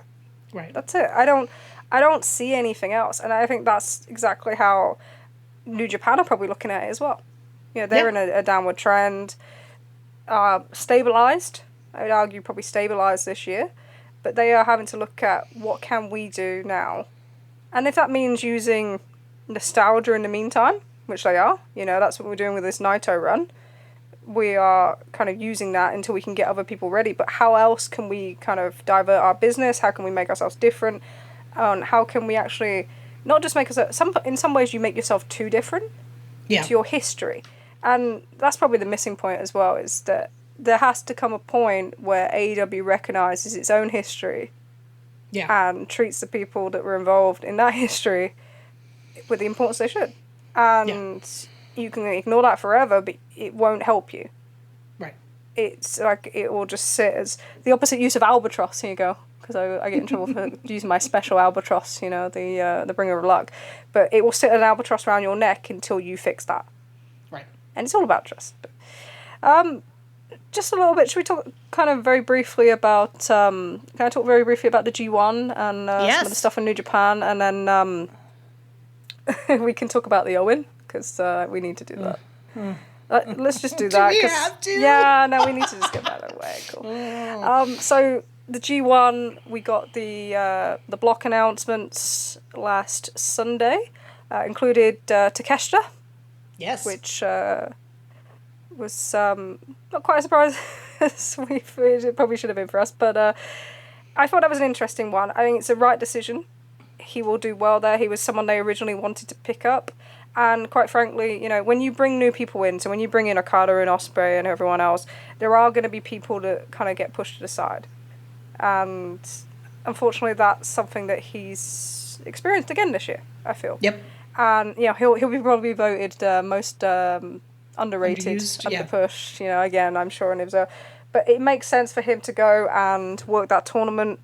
It gives him a great opportunity to kind of get some focus on himself, and he's in a good group. You know, I know everyone would like him to be in the A group, so the A group is more of your star group, so your Zacks, your Shingos, your Naitos, but he will have more focus being in that secondary group as a primary guy than he would if he was in there with everybody that's kind of on that A tour. And they are splitting the tours a little bit. You look at the cities they're running at each tour, and there's very much a focus on that A tour drawing. So that will be interesting. Qualifiers, so I would expect Callum Newman to be the qualifier for the A block. He's already got the history in Naito this year. That will mean no Tomohiro Ishii, which I'm sure is going to make quite a lot of people sad. But his body, you know, it's breaking down. It's better to protect him than it is to make him go through 9 matches here. And in the B block qualifiers, so there's no... I'm going to be so happy with the people that's not in than they are than the ones that are. But I think there's only kind of 3 ways of looking at that. So you've got Oleg Bolton, who's put out Yano. Yeah, I actually found something I agree with Tony Khan on. Like 100% agree. Not a big Yano fan. Yeah, he hates Yano as much as I do. That's great. I fucking hate Yano. I haven't said that for ages. I fucking hate Yano. Yano can just... Oh. Anyway. It's the most like loathed my voice has been all day, and I'm not well this week, so I'm like I'm grumpy. I'm more grumpy than normal, but hey, yeah, I fucking hate Yano. So there's no Yano this year. But you've got Alec Bolton, Tanahashi, and Taichi, and the way Taichi's been talking, I would expect that Taichi probably takes that slot. But the thing around the G1 and around kind of a lot of this thing. So when Tanahashi did his 10-point plan, yep, a lot of people took it as like this is all kind of non-kayfabe, but a lot of it really was kayfabe. So we talked about the young guys having to earn their spot on the G1. All of a sudden, there's a tournament, and he talks about. We're going to prove that we're on equal footing with AEW. And, you know, all of a sudden, there's a Tetsuya Naito, John Moxley match at Forbidden Door. So, a lot of this stuff that everyone looked at and thought, oh, here's his plan, he was just telling you some of the things that were coming in a very clever way. So, that was, I thought that was pretty interesting. But when it comes to G1 picks, the blocks were interesting because you have Zack Sabre Jr. match with Tetsuya Naito. If Zack wins that match, I don't think he's winning the G1. And the more I think about it, and I'm still going with they're gonna, you know, even though Hiromu's like, I'm gonna be never champion, I'm gonna do this. I can absolutely see. I think the winner is coming from the B block, and I think Tsuji matches up quite well. And especially with all the interplay they're doing with LIJ, including Adachi. So Naito's homecoming show, Tokyo Budokan, straight after Forbidden Door. We've booked his home venue, his hometown, and there's people that think he's not winning. Sorry. We booked a lot of things. We booked a lot of things because of this match. We booked his hometown venue, which is sold out outside to the point they've now had to release obstructive view tickets this weekend that are normally just on the day tickets. So it's going to be sold out way before. We're doing a 6-man tag, matching LIJ with the first time Hiromu and Naito are on different sides. He's promised a champion's roll call. There's obviously not a booking for Mox afterwards in terms of this. Right. He's not on Capital Collision. And there's people that are thinking... And Tony's not even promoting it, so you can probably... that great. So you can tell that he's winning. Yeah. Oh, my. Oh, yeah. I'm sorry. That's cruel. But... no, that show's sold out. And I think when you look at this Seoul tour, I mean, the Hokkaido numbers were disappointing, but... I always match them up with the numbers in the summer because it's quite similar to kind of northern Canada in terms of what people do indoors and outdoors in terms of indoor and outdoor sports. So it's kind of, I match them up with the G1 numbers. It's still down, but it's not as bad. This Seoul tour will probably end up making more money than the previous Road 2s because of the shows that they're running in it and the importance they've given it. So it'll end up being a more successful financial tour, but the numbers won't look on pretty when you compare the markets. So that's kind of where that one's going to sit. I think that's like my little New Japan segment. We could do a TJPW segment, but I don't think you'll like that. I'm kidding. You're just trying to get me in trouble. Oh, I'm just going to get... I told you I was going to do 10 minutes and you're just going to be like... I was like, so have you watched the show? And you're going to go, no. Nope, didn't get a chance to see it yet. Oh, didn't get a chance to see it. Heartbroken. Okay. So let's talk about the Owen. Let's get this one out of the way. So, I tell you what, we'll start with actually the Jeff Jarrett promo, and especially go and watch the whole thing. If you've not seen it, go and watch the whole thing on YouTube. The 10-minute version on YouTube. Yes, it's incredible, and the things that he's gone through, the emotion that he displays. It's just. We get so wrapped up in all this stuff and numbers and characters and criticisms. And again, it's what you said earlier. It's about human beings. Yep. And there is no greater example of this in recent AEW history, I don't think, than this particular promo. So. Yeah, it was pretty incredible. But yeah, so we have 2 tournaments now underway. We have brackets for both. Brackets. I like brackets. I like brackets, yeah. The women's side, you think that feels pretty straightforward? Yeah, I think it feels pretty straightforward. I think Statlander, my money puts Statlander beating Willow, which gives Willow a reason to go back after Statlander again and extends the program beyond the Owen. And Willow then can be the heavy for Mariah May, and Mariah can beat Willow. Mariah can beat Statlander and get a babyface victory out of it. Yeah, it makes sense. She'll get a win back over Saraya as well. Yeah. So that's all linked up now, so you can see where that went. I imagine they'll do Willow and Chris maybe on a pre-show Forbidden Door, seeing as they're both local to that area. Yeah. That would make huge sense. But that one feels very much straightforward. Not in a bad way either. No. In that predictable but, like, fulfilling. Yes. Yes. There's a story happening that I'm interested in, and there's multiple stories happening. And again, cannot be stressed enough. We don't talk about it enough. The change in the women's division, the amount of stories going on in the women's division. The women's division is more interesting in some ways than the men's division, with a couple of spots, right? No. There's so much fucking happening. And again, you think back to a period of time where nothing was going on in that division. And it's just wonderful to see. It's a bright spot in the ratings. You know, Mariah and Tony and Mina have kicked that whole thing out of the park. Willow and Statlander have done a phenomenal job. You have undercard stories like, obviously you've got Harley Cameron, who I just freaking love Harley Cameron. Like, I just love her. I'm sorry. Like, she's so stupid and beautiful and just ridiculous in the best possible way. Like, she's a clown, and I love a clown. I just do. She's a clown, but I love a clown. I love a clown. That's like the opposite of me and Yano, you know. Yeah, clown complimentary. Like, I just feel like that's that's the greatest compliment I could give someone, is they are a clown. In a wrestling context, anyway. You clown. What am I, a joke? I amuse you. Okay, we got to get back on track here. Clowns, not goblins. No court jesters. No goblins. No. Okay. No, I agree with that. But you have, like, Deanna's hanging around down there. You've got her and Thunder Rosa had a great little mini feud. Again, like, there's just so much happening there, and it's such a nice thing. And I just, Saraya has turned into, like, a spectacular, like, for whatever you want to think. And I think one of the benefits of Saraya coming in was that showed them what they needed to do to make Mercedes successful. Right? Because I feel like Saraya came in. Sorry, that's an incredible pun. She was floundering, and I don't feel like that's not necessarily all Saraya's fault, per se. I do feel like it's one of those things that they struggle with sometimes, especially with women, especially with ex-WWE talent, who haven't necessarily done indies to the degree that, like, they, you know what I mean? And I know, Saraya, whatever, blah, blah, blah.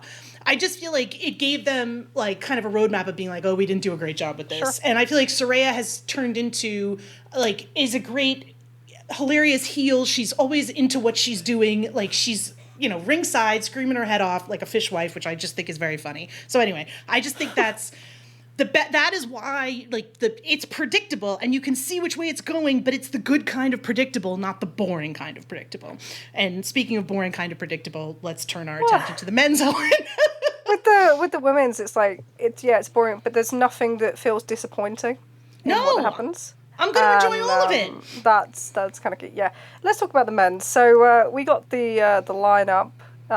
It's kind of pretty much on the level that I think most of us expected. You've got the, obviously, upcoming Danielson Shingo match at Forbidden Door.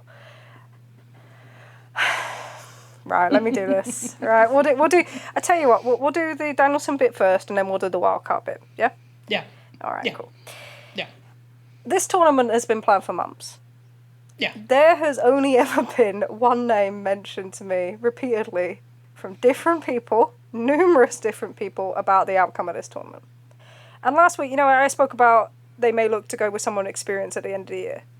Yeah. And, I didn't mean Max, Page, Mox, Jericho.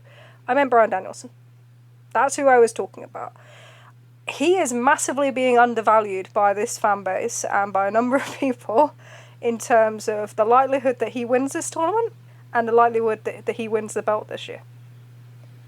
And I think a lot of that is around the perception thing, around he's always losing, although, a lot of time he loses, but he has the greater follow-up. Yep. A lot of these shows are built around him, yes. From Forbidden Door, which I know he argued not to be the kind of center of it when it should have been Omega and Ospreay, but it still was, to Wrestle Dream, to partly of All Out, to kind of Dynasty, and then Double or Nothing. So there is so much built around this guy this year. It's his last year, full time. Ish. Yeah, ish, yeah. Right? Tony loves this guy. Probably more than anybody else. Maybe not as much as Punk. Well, yeah, anyone that's there, right? You can't think he's going to look to give this guy a moment at Wembley Stadium, and he doesn't want him on his lineage and his belt. Like, you have to see, and there are business reasons, okay? So it's not just Tony loves Bryan Danielson. Yes, he's one of the best wrestlers of all time. It's the end of his career. We talked about it earlier. Nostalgia is a huge ticket seller at the moment. Yes. And especially as everything else is changing and the traditional ways to move tickets are changing. It's a huge ticket seller. We saw that with the Sting retirement as well, to an extent. So you can buy into that. He's well known in the UK, you know, compared to anyone else that we're talking about. He has a huge media platform, and then it will be very easy to kind of be used in media while in the UK and abroad during that period. It's an easy story. It's an easy, feel-good story. Yes. That's what they're looking for. Finally win the title in one of his last years as a yada, yada, yada. Yeah, it's so easy, and you can adapt that to anybody. So you don't need to explain that to media in the UK that may not be illiterate, that might be as literate on AEW. You don't need to do that. It's easy story. They know who this guy is. He can go onto the shows. There's going to be no uncomfortable questions because of everything that's gone on in the past 3-4 years. You can sell it with positivity. Do not underestimate Bryan Danielson in this tournament. Do not think that there is no option where he's not going to win this tournament. There's a reason that Sapp and Alvarez and everyone else is talking about him being the winner of this tournament. Yeah. Okay? Yeah. It's not, it's not that people are pulling this out of thin air. Right. That's why I'm here. Now, we can discuss, and after everything, like, people can discuss face versus face and everything else that potentially could come out of that, fine. But he should be your favourite right now. No matter who that wild card is, he should be your favourite. Yep. Now, when they did them brackets and I looked at them, I looked at that side with Jarrett, and then I think the other part of that bracket is Phoenix and Jay White. Yes.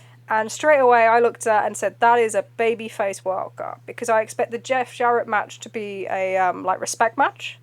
Yes. You know, let's talk about potentially that being in Memphis, which would be really interesting because that's only that's the collision before the Calgary Dynamite. So you would have a quarterfinal, and then where are you fitting? You've got to fit your semifinals in and your final. So we'll see. That would make sense in terms of location. But how logistically that works is something else. But that is set up not for a heel to me. That's set up for a babyface. I can't think of a world after you have Will Ospreay basically kind of half squash Rey Fenix, even with the trios titles, where Jay White could lose to him. Yeah. And not where Jay White is currently. Jay White needs to win that match. Okay. He does.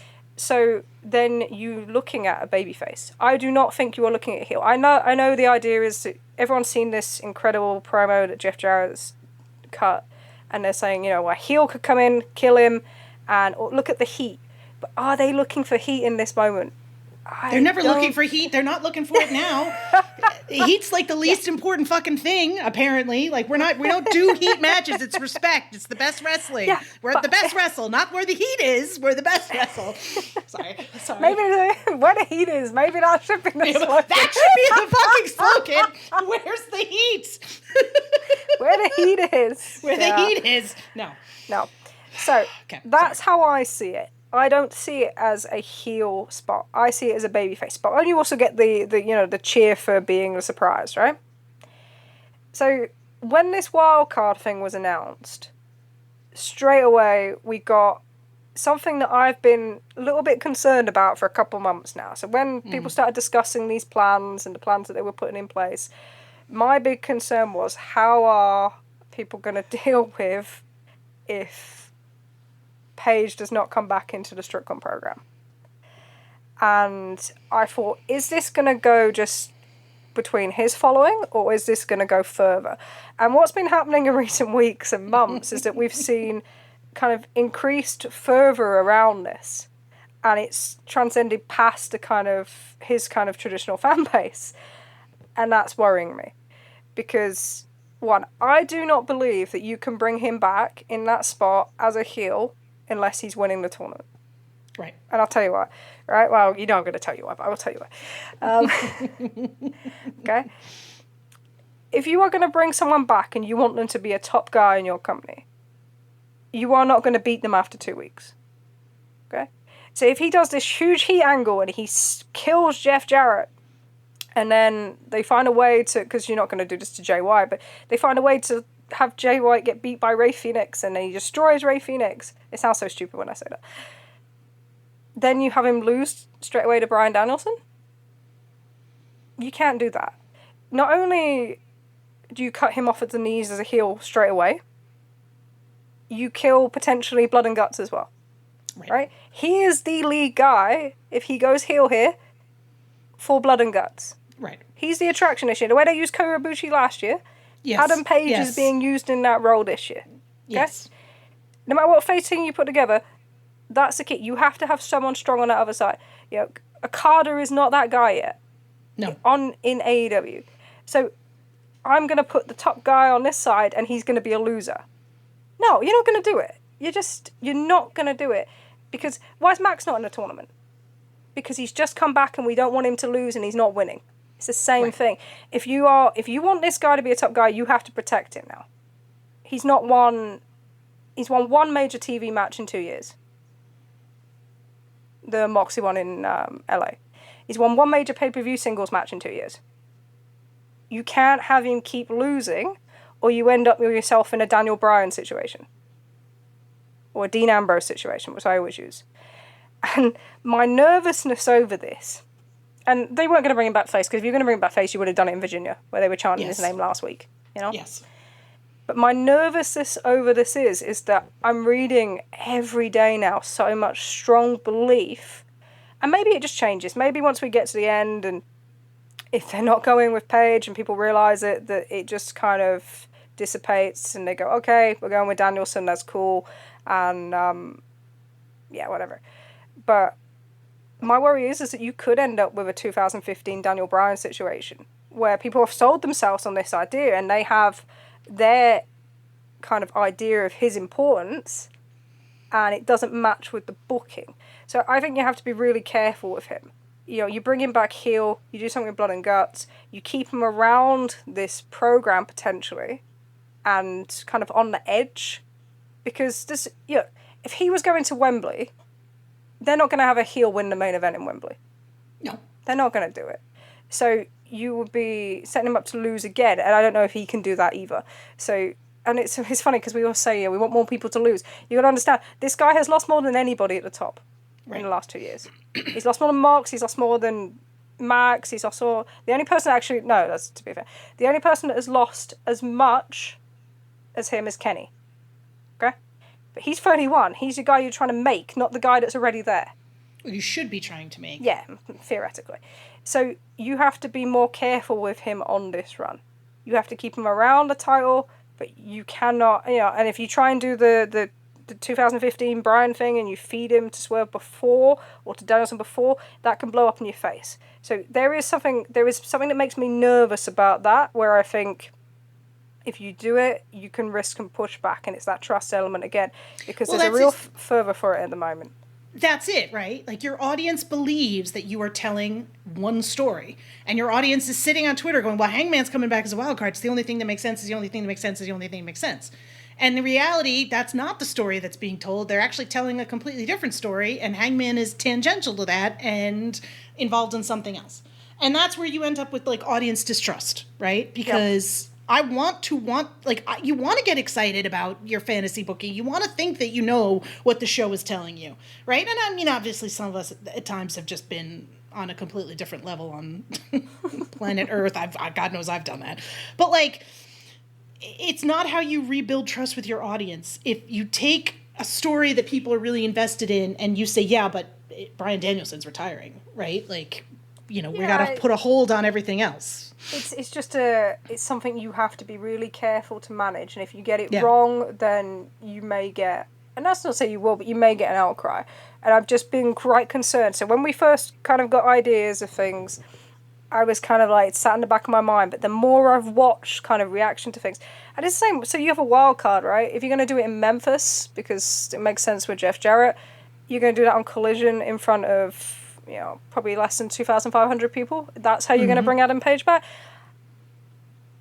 You bring MJF back at the biggest crowd that you had at the time at the pay-per-view. Can you see the difference? I don't think they're going to do that.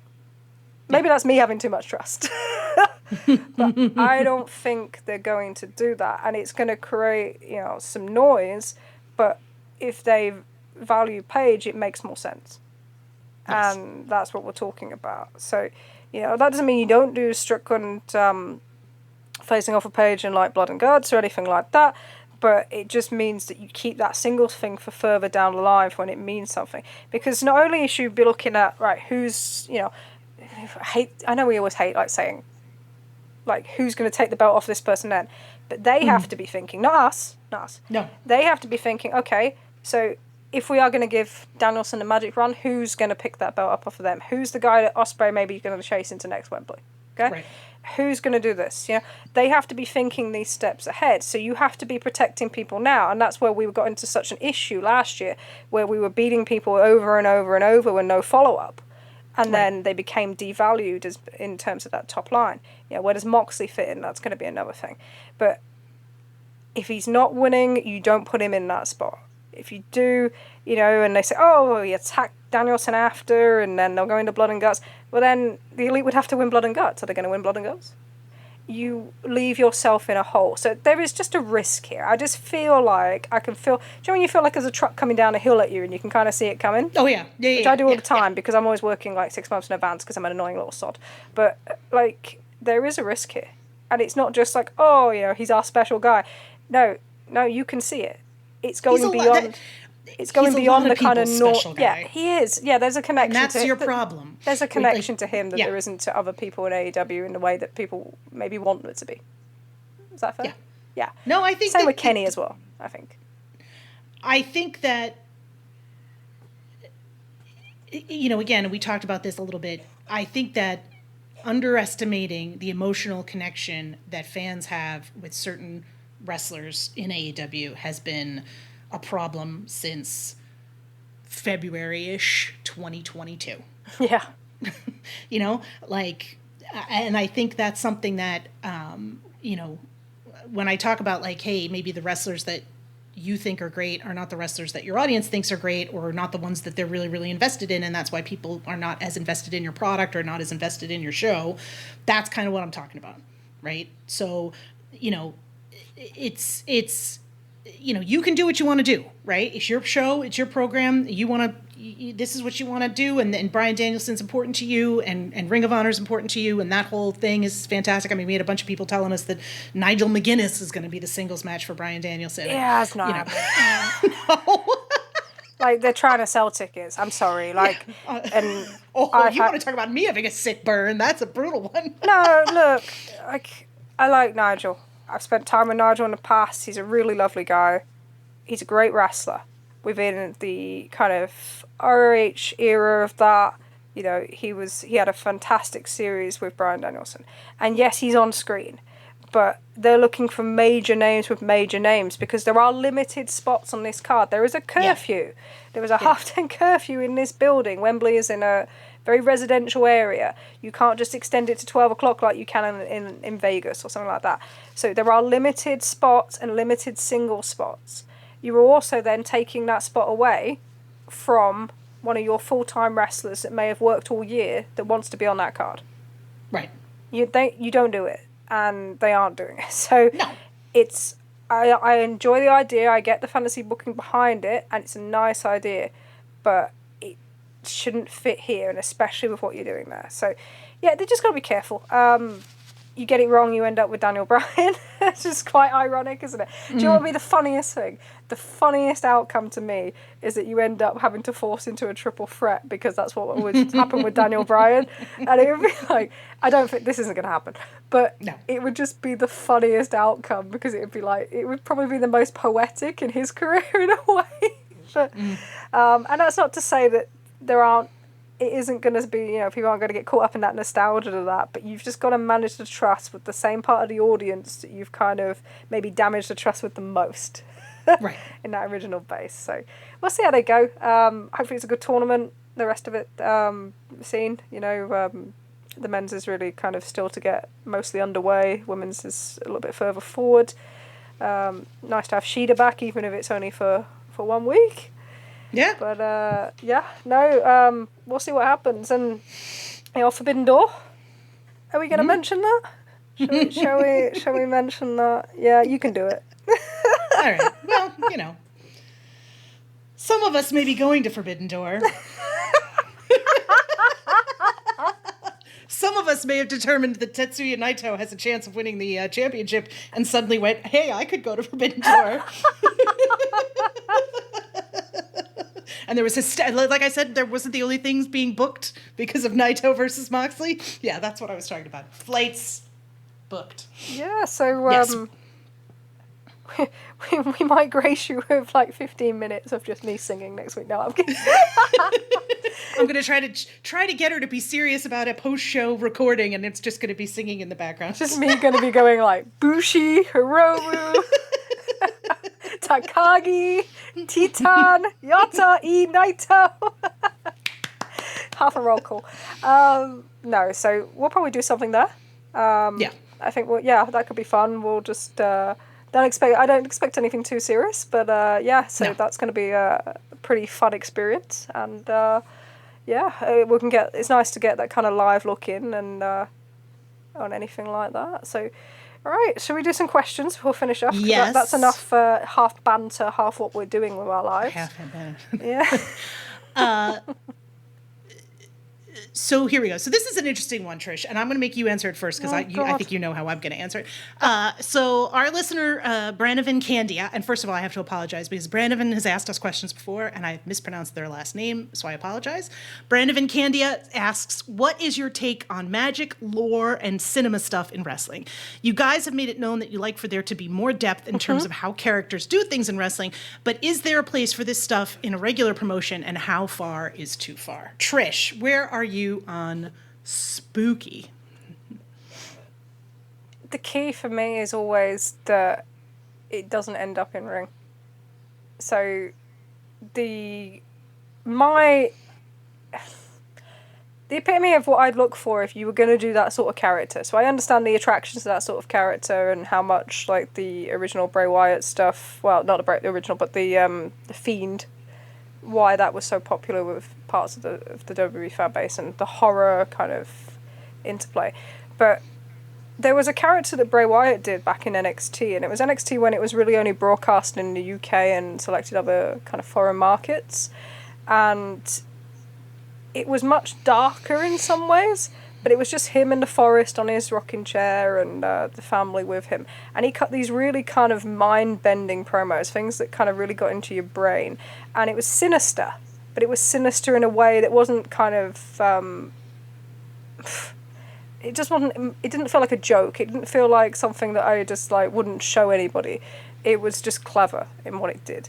So if you're going to do spooky for me or that sort of stuff, I like it to be more clever. I'm not interested in the ring. I don't want to see it come over into the ring. You can do your green mist and stuff, fine, I don't care. But I don't want kind of lights in, lights out, or red lights, or any of that stuff, or like the Twister match that they had at Royal Rumble last year. No, I'm not interested, don't care. House of Black stuff, cool light entrance. They wrestle, right? Yeah, Brody Lee. Yes, sometimes. Brody Lee, sorry. Yeah, maybe. Brody King, he wrestles as a kick-ass wrestler. He doesn't stop and have to be like, I'm looking up to... Yeah, that sort of thing. So, yeah, it needs to end once it comes into the ring. I cannot deal with it once it's like becomes part of the act and everything else that has to come with it. And then what happens is that if you have that balance wrong, then whoever's facing it gets damaged by it. And that's what happened with The Fiend in 2019. It destroyed Seth Rollins and made him, whatever he is now, a fashion model with a sing-song. But it's, you just can't do that. So that's always my saying. What do you think? I'm not into spooky. It's not my thing. It's not my aesthetic. If you to know me in real life I am probably the least spooky person in the world. The whitest and most least spooky person. I have no issue with any kind of bending the rules in wrestling in terms of like what can be done or cannot be done. The people that go on about, this is not, you can't do that. I don't, but I think like Trish said, it has to be ring related. And sometimes I think people are trying to run away from wrestling when they try to do these things as opposed to running further into wrestling. Right. So I think if you can take this stuff and make it more wrestling than not wrestling, then it might work. But it's not my personal cup of tea. I guess is the best way to describe it. You're using very English phrases today. I am using very English phrases today. You used the fishwife one earlier. I quite like that one. Yeah. Well, that's a... Shout like a fish. That's a proper, like... Yeah. There you go. Rory on Discord asks, what does it mean for wrestlers to be medically cleared or not? And there's kind of twofold. So you have medically cleared on TV, which means nothing. That's just story. So you can say someone's medically cleared or not. You can do whatever you want with it. We know with Adam Page, he was cleared in Chicago 2022. And then, they played on it all the way up to the Forum match, didn't they, at the start of January? Yes. So you can use that in a storyline. And sometimes, taking real life events like that, that only infused that storyline with reality in a good way. So in terms of... when a wrestler is medically cleared, I think other than concussions, because concussions now, because of there's so much kind of feeling around them, it's probably the only thing where someone is absolutely medically cleared. They actually, they will make sure there's no symptoms, nothing ongoing before they can step back in the ring. Anything else is all about discretion and is an agreement between the doctor and the wrestler. So we've seen that with like Cody Rhodes wrestling with the torn pec. We may see it at SummerSlam. CM Punk might not be fully healed, but he may wrestle.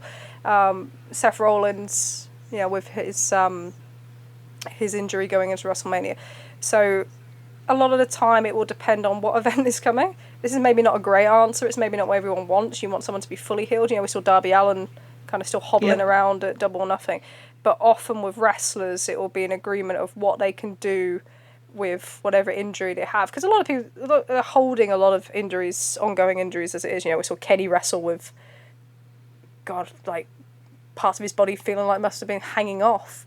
Yeah. So that's kind of how it is. So they will clear them in terms of feeling that they are capable to do their job with whatever injuries they have. But the only thing that feels like it's a border to me is concussion.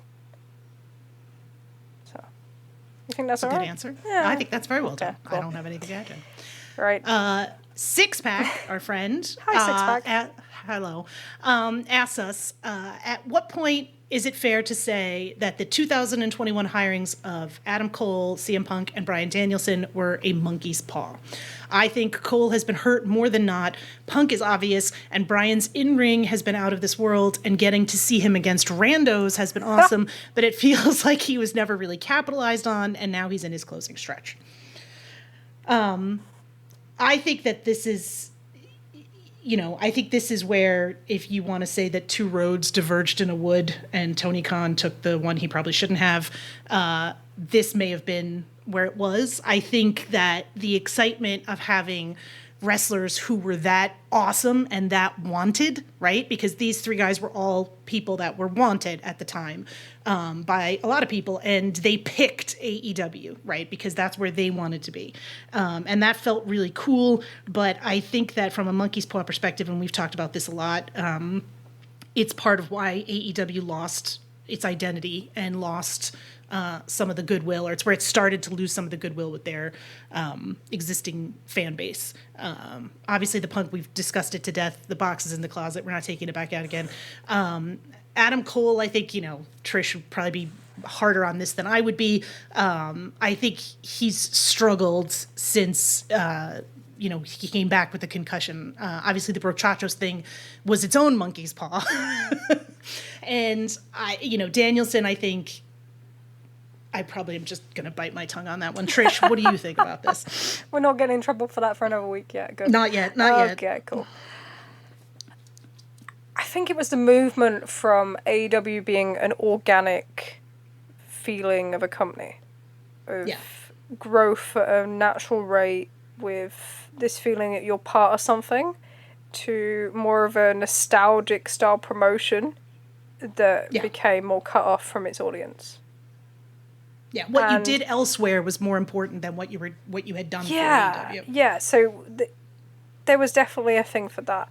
And that's not to devalue any of them, it's just that's, I think, how it ended up being. It's such a difficult one because everything's hindsight, but if it was just those guys, and that maybe underplays it because of the amount of damage that's been left with the whole CM Punk saga, but maybe things may have been different.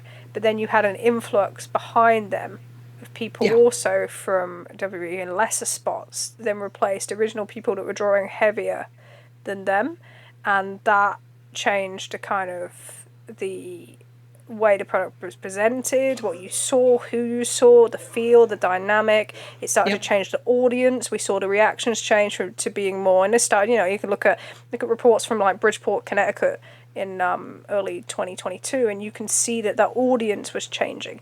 So it was just a substantial change that led to further changes, and then it's all kind of gone from there.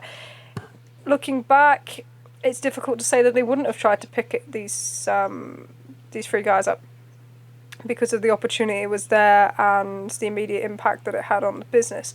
Long term, it's hard to say if it's done more damage because we'll see what they pull their TV deal and you go from there. But I think you can say it would be different. Yes. It would be different than what it is now. I think that's what I'll go with. Yeah. Okay. Yeah, I like that one. Thanks, Six Pack. Yes. Yes. You are. All right, and so second to last question. This is this one is from Jim Stetch Schultz, and I apologize if I've mispronounced that as well. But Jim asks us, during episode 19, one theme you discussed regarded AEW's lack of heels and how it's making things difficult for booking and ticket sales. Yep. Heat.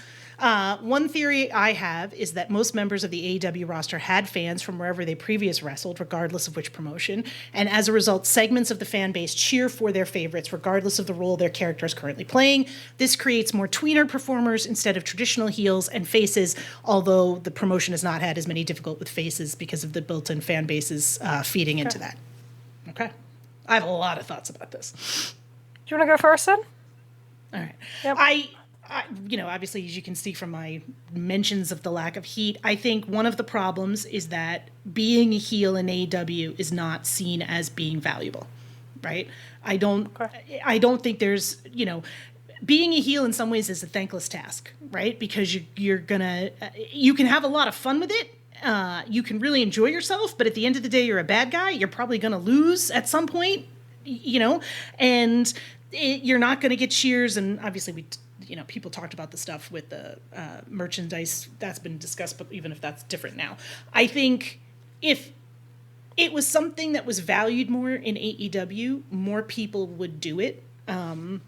Or be willing to do it. I don't know if it's just in terms of you can see with Mariah and Tony that started out as a heel gimmick and then sort of changed because everybody fell in love with it. I do think that part of it is the audience. I think that wrestling fans in general want to go see people that they like, right? And so if I like somebody, I don't necessarily think of, I have to boo them, right? Now, I should be booing them because I want them to do a good job and I should boo the heck out of them. The booing is the cheering for the bad guy, but I think a lot of times the audience is just like, I'm so excited, I love this person, even if they're terrible, right?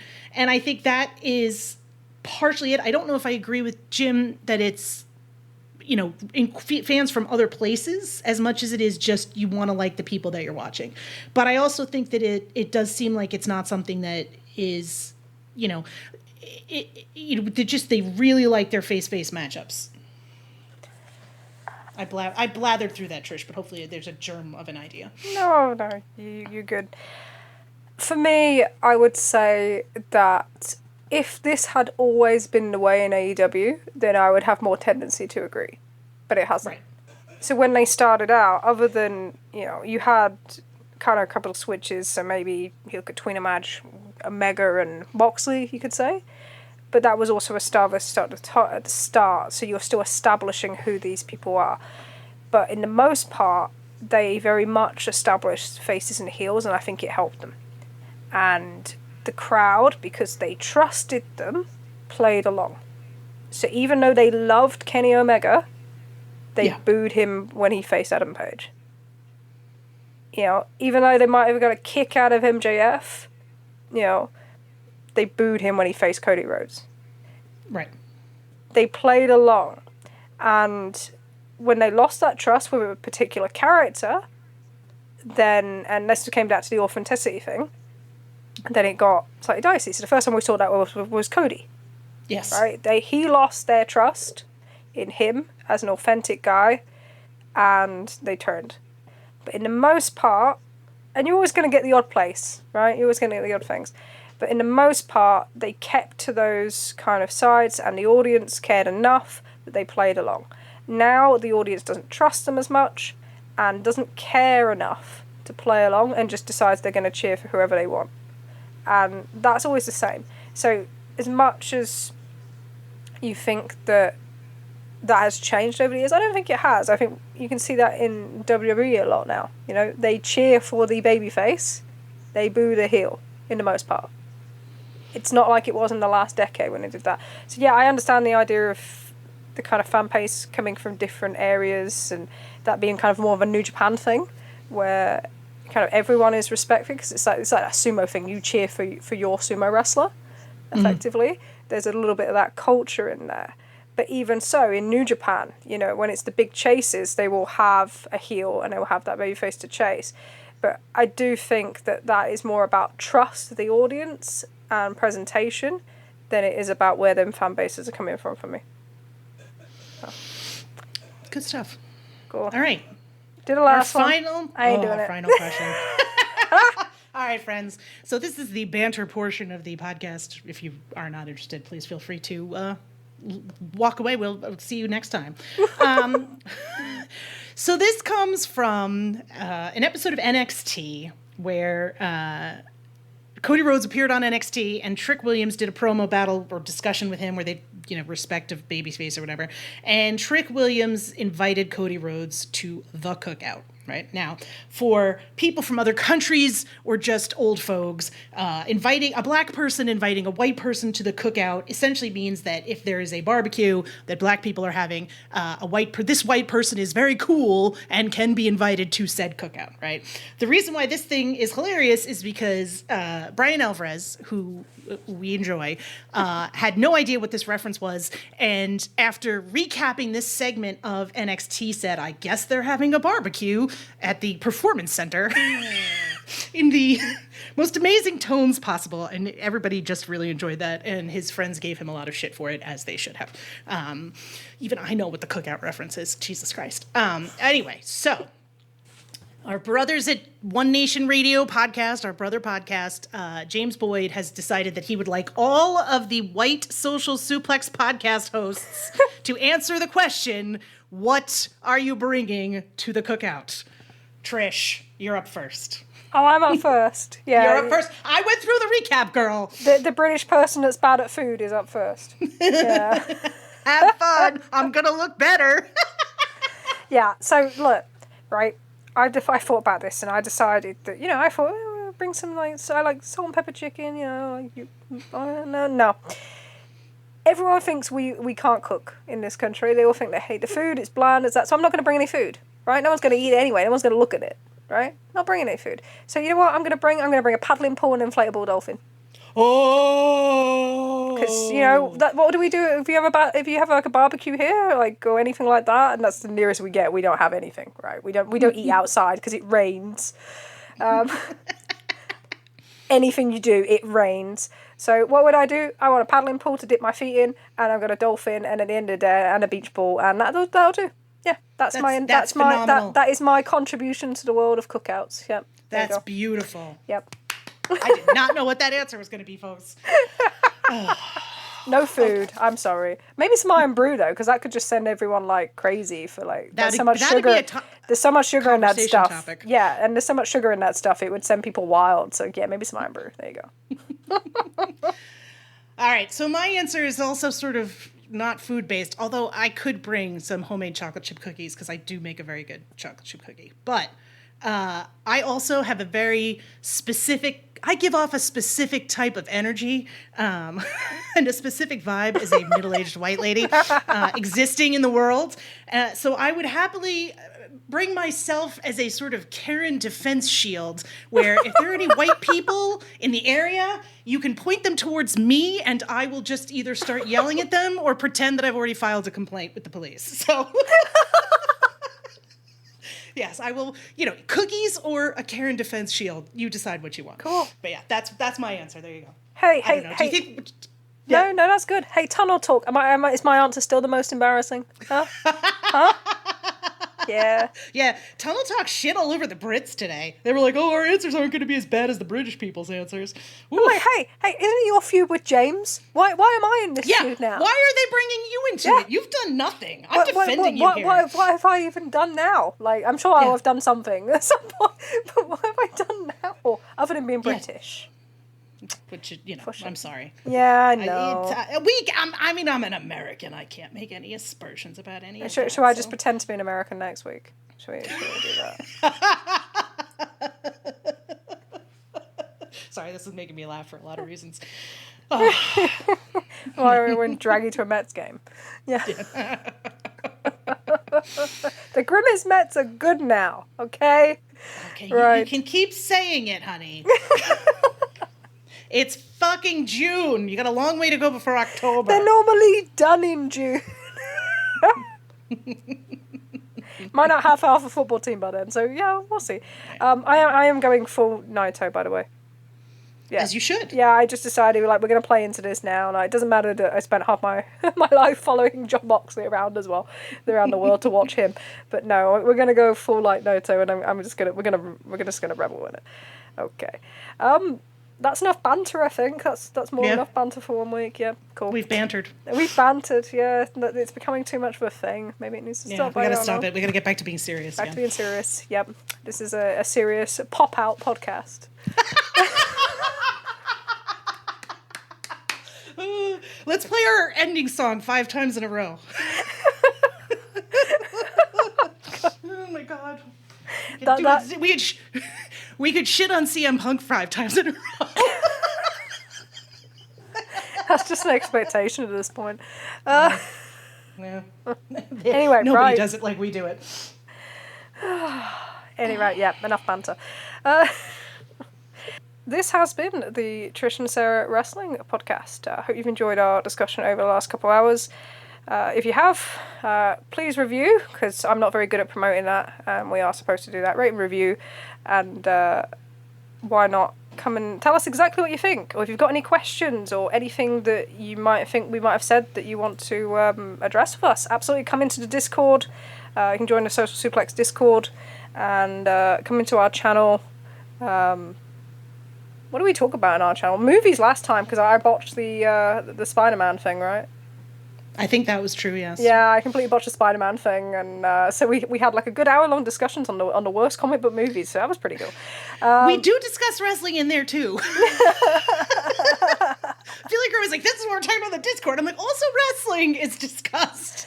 No, but it's a good environment. Yes. We got some good people in the Discord as a overall, and while you're in there, you can speak to not just ourselves, but all the other podcast hosts over at One Nation Radio, at All Things Elite, Keeping It Strong Style, Imps WWE Adventure, Wrestling Out with Chris Fings, obviously the amazing Tunnel Talk. I nearly got. I was going to get myself in big trouble there. And also now with Sam over with the AEW Match Guide. So yeah, you can interact with everybody. Just it's a real building community right now, so that's pretty cool. You can also get in contact with us via email if you want to ask us any questions or any feedback or for anything else, or even if you want to send me some good luck messages for Naito or some hate messages, so I'll look forward to that next week. Do that. You can do that at trishandsarahpod@gmail.com, trishandsarahpod@gmail.com. You can also find us on Twitter, no X. You can find myself at TrishSpears48, TrishSpears48, or Sarah at SarahGraps, or the podcast Twitter at Trish and Sarah. How did we get at Trish and Sarah, by the way? That's a bit I don't know. isn't it? I went for it and it was there. Isn't that crazy? It is pretty crazy. Cool. There's no two women named Trish and Sarah decide they want to hang out, just you and me. Just me and you, yeah. And so, yeah, we will be back next week. With just, I don't know what it's going to be. Just a little thing after Forbidden Door, and who knows what it's going to be. We'll figure that out then. Who knows? So until then, I've been Trish. And I've been Sarah. And we'll speak to you after Forbidden Door.